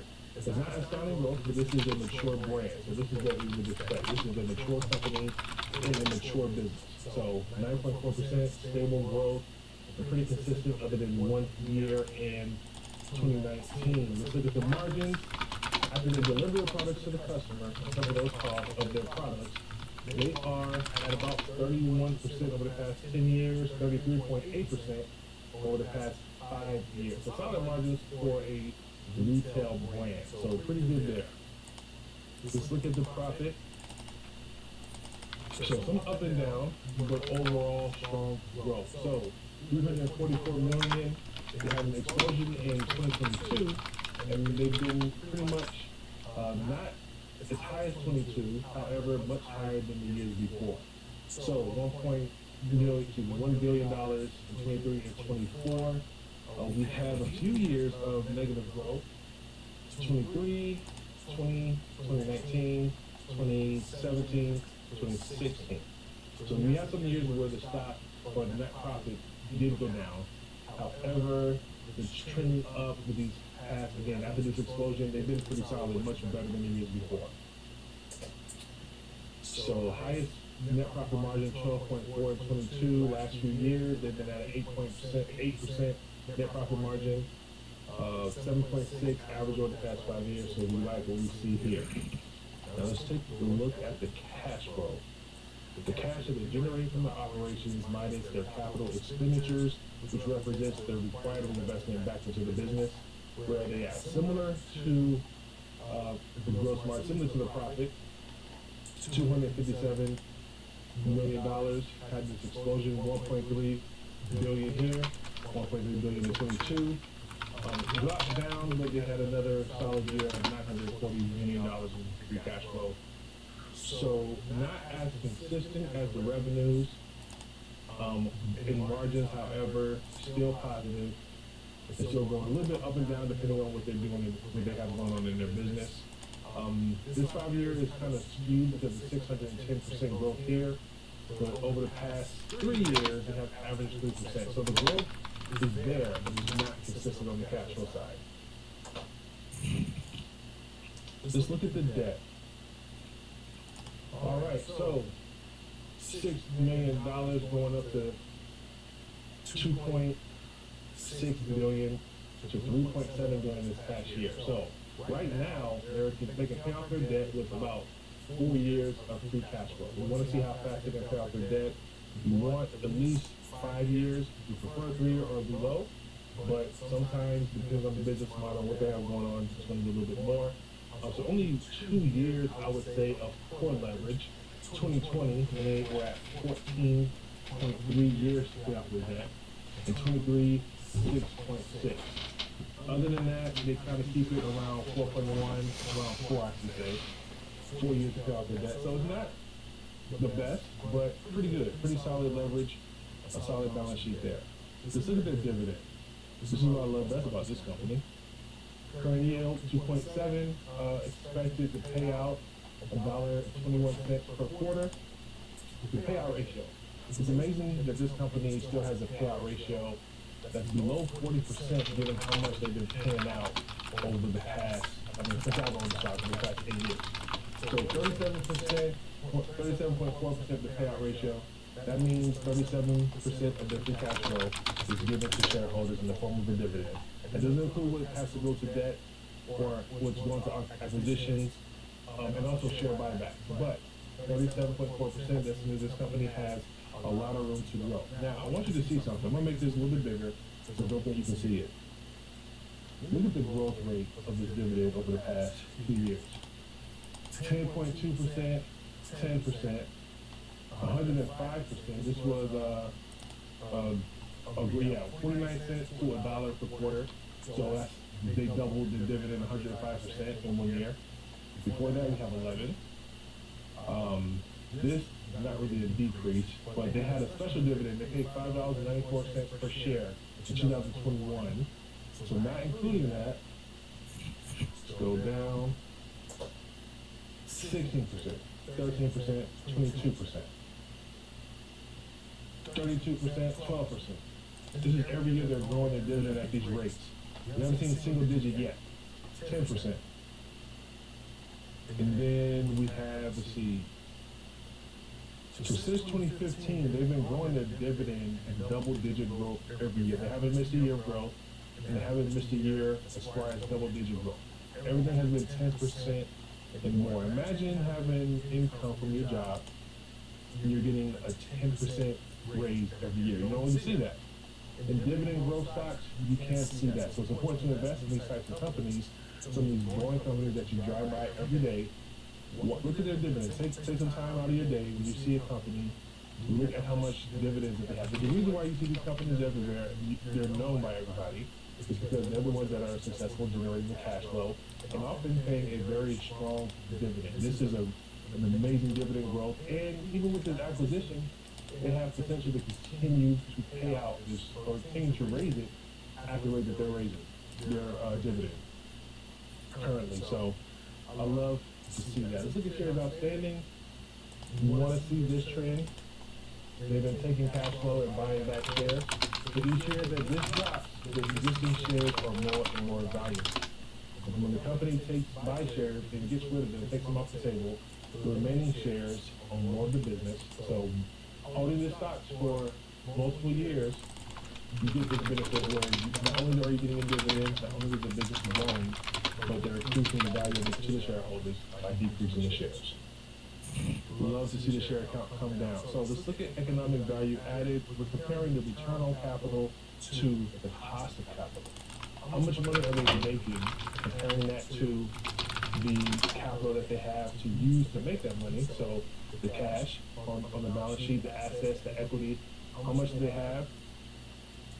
How much capital do they have? The debt as well versus the return. Now, how much does that capital cost? What's the interest rate and the opportunity cost of holding that capital? So 19.4% is the return on capital. 4.2 over the past 5 years has been their average cost of capital, giving them a spread of 15.2%. So this company is creating economic value at the rate of 15% per year over the past 5 years. That's been amazing. I won't say amazing, but that's really solid to see that spread, to see that growth. You want companies to continue to create value by keeping their doors open and running their business. So we'd love to see it. Let's look at the evaluation for this stock. Now, I'm assuming a modest 5% growth over the next 5 years. I want a discount rate of at least 10%. Their cost of capital is much lower than that, so I think this is a great hurdle rate, giving you a little bit of margin of safety there. The average multiple, so they have been... I did not know some of these content creators. Market cap has been about 19 times their free cash flow amount over the past, I believe, 15 years. So I believe that's a reasonable expectation to expect the average free cash flow multiple if I were to sell the stock in 5 years. With that said, if they're trading at $167, I believe the fair value is somewhere around $117. So right now, this stock is trading at about a 30% downside, 30% overvalued, in my opinion. So I think the stock right now is a bit overvalued, but still a solid stock. Now, with that said, let's take a look at Foot Locker to see they're paying $2.4 billion to buy another brand. Let's look at that brand and see where they're at.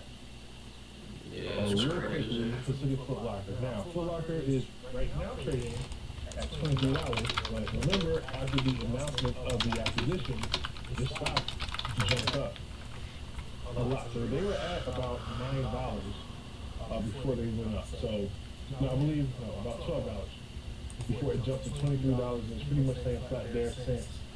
So the stock has been on a downtrend, as you see, in the past year. And we have a significant jump because of the announcement. So that's people who are investing based off news. That's not what we do. Market cap of $2.2 billion, a beta of 1.4, so volatile, basically pretty much coming from this jump here. Other than that, I don't think the stock is very volatile. The PE, let's look at this, 124 times earnings. If you were to take $124 and give it to me, and I were to give you $1 of earnings, how fast does that dollar have to grow year to year for you to feel good about giving me $124? It would have to grow at a ridiculous rate. Because if you think about it, 100% growth would be $2 next year. So you will have $3 total dollars, but you gave me 124. This is what you have to think about when you're looking at some of these multiples. Not to say that you can't buy a stock at 124 times earnings. Just think about what you're doing to make sure the growth of the company is there to justify doing that. So let's look at this side. No dividend now. They cut their dividend. It's a business we're struggling. So they are buying a struggling business. I'm honest about that. So let's look at revenues. First thing I like to look at when I'm looking at revenues, how many years of negative growth, how many years of decline.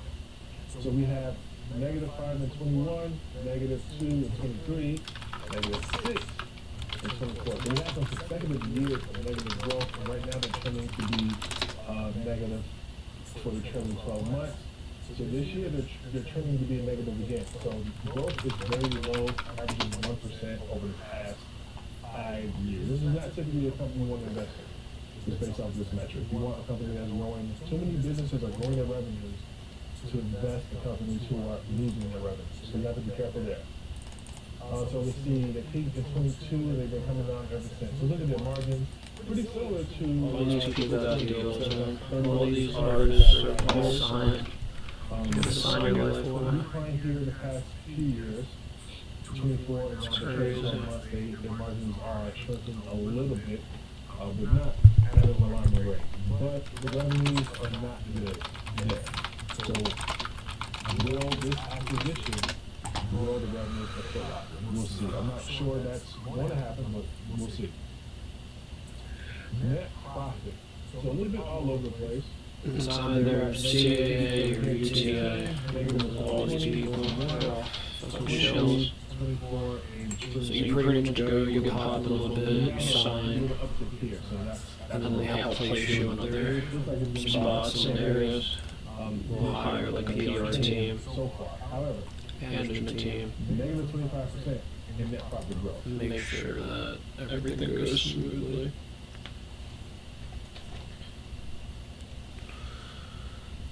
And that is how you get famous.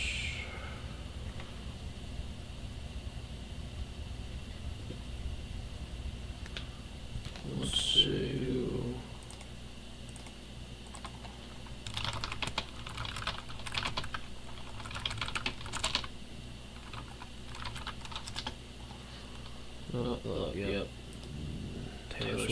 with WME, IMG for licensing.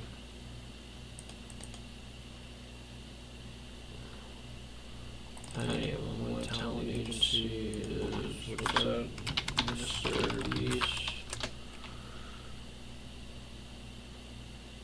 Famously represented by Night Media prior to Telezone.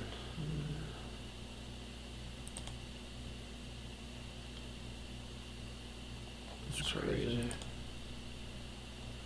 Yeah, all these people are just shills, really. You pretty much sign with the talent agency, they start to push you, they get you a PR team, brand representation, and a whole bunch of other shit. And then, boom, you're on the stage. Doing the little dance. Do the little dance. What's the little dance? Do the little dance.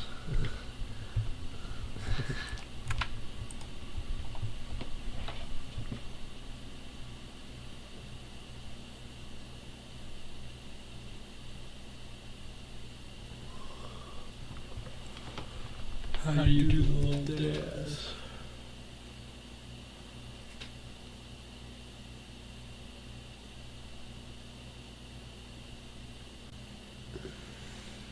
What's the little dance?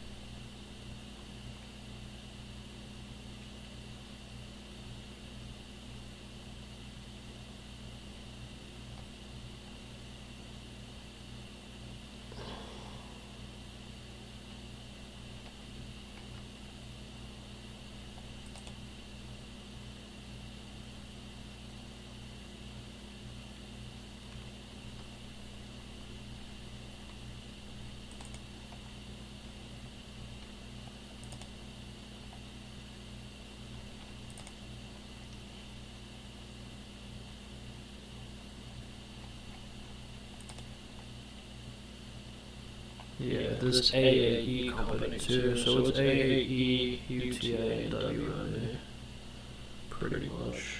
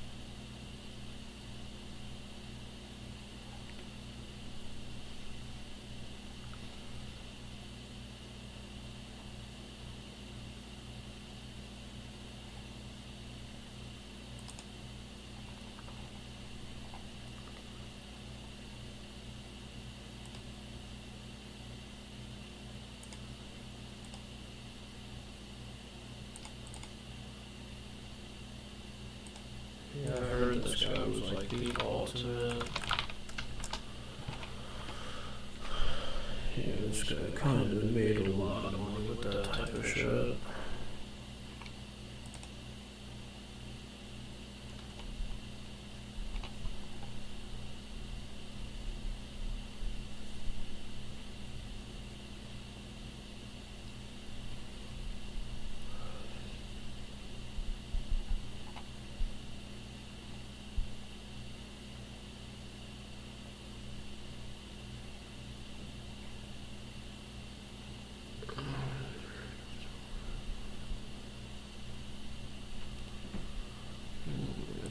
It's interesting. I'll read both to see.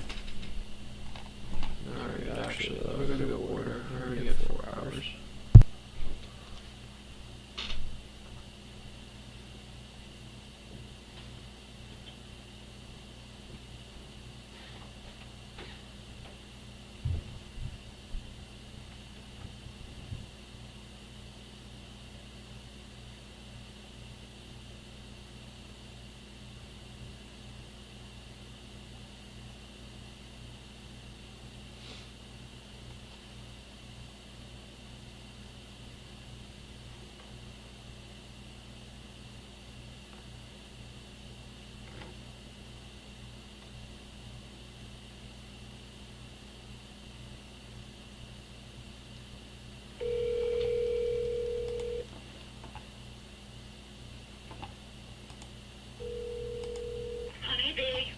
Hi, may I place an order for pickup, please?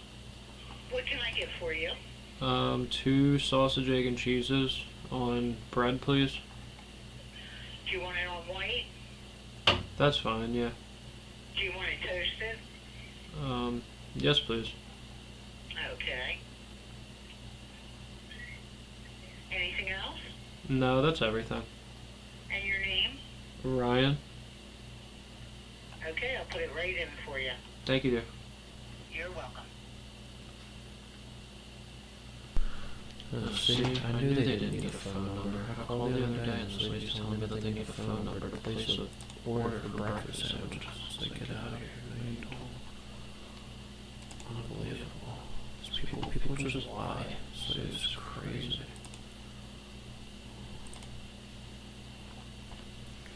Let's see what's going on with these markets. And then when I get back, I'll stream some more too. It's 1:30. I'll be back around like 2:30 maybe.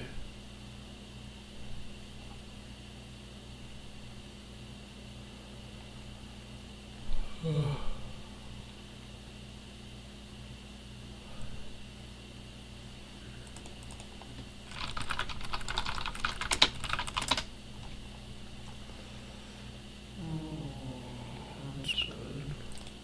I'll wait for the gold crash and then go buy some.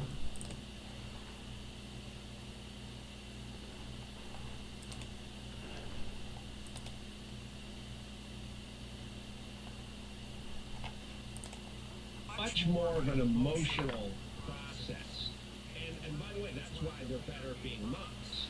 Because, you know, you're saying to your son, rub some dirt on it, you'll be fine. And she's, oh, come here, let me take care of it. That's what happened with COVID, by the way. They got all the moms, they pitch it all to the moms. They get the moms' heads polluted with all the nonsense, and then the moms they call the shots at the house. So you come home. Same with vaccines, same with organic food movements. The market, by the way, this is an actual fact that the marketing campaigns around all of those categories are directed specifically at moms. Yeah. Because that's what you're ultimately going to drive the action. My kids were, 14. My son was 14 when he got vaccinated. I didn't want him to get vaccinated. He was a healthy, young guy with no pre-existing conditions. My wife took him to get vaccinated because she's watching the TV. I'm out at work. That's what's happening. So if you want to know what's happening in the LA City Council or the LA Times or the New York Times, so mainstream media got an influx of estrogen. And now there's many more women, and then you have Leslie Stahl sitting in front of Donald Trump going, sir, no one can prove the Hunter Biden left. Sir, no one can prove. Well, what is she doing? She's not being a reporter at that point. A reporter would say, do you have some evidence of the authenticity of Hunter Biden's laptop? I'm all ears. What do you got? They wouldn't be going, sir, sir, sir. That's a woman arguing with someone she hates. What do you think Megyn Kelly and Barry Weiss would say to your take? Oh, and I'm very friendly with both of them.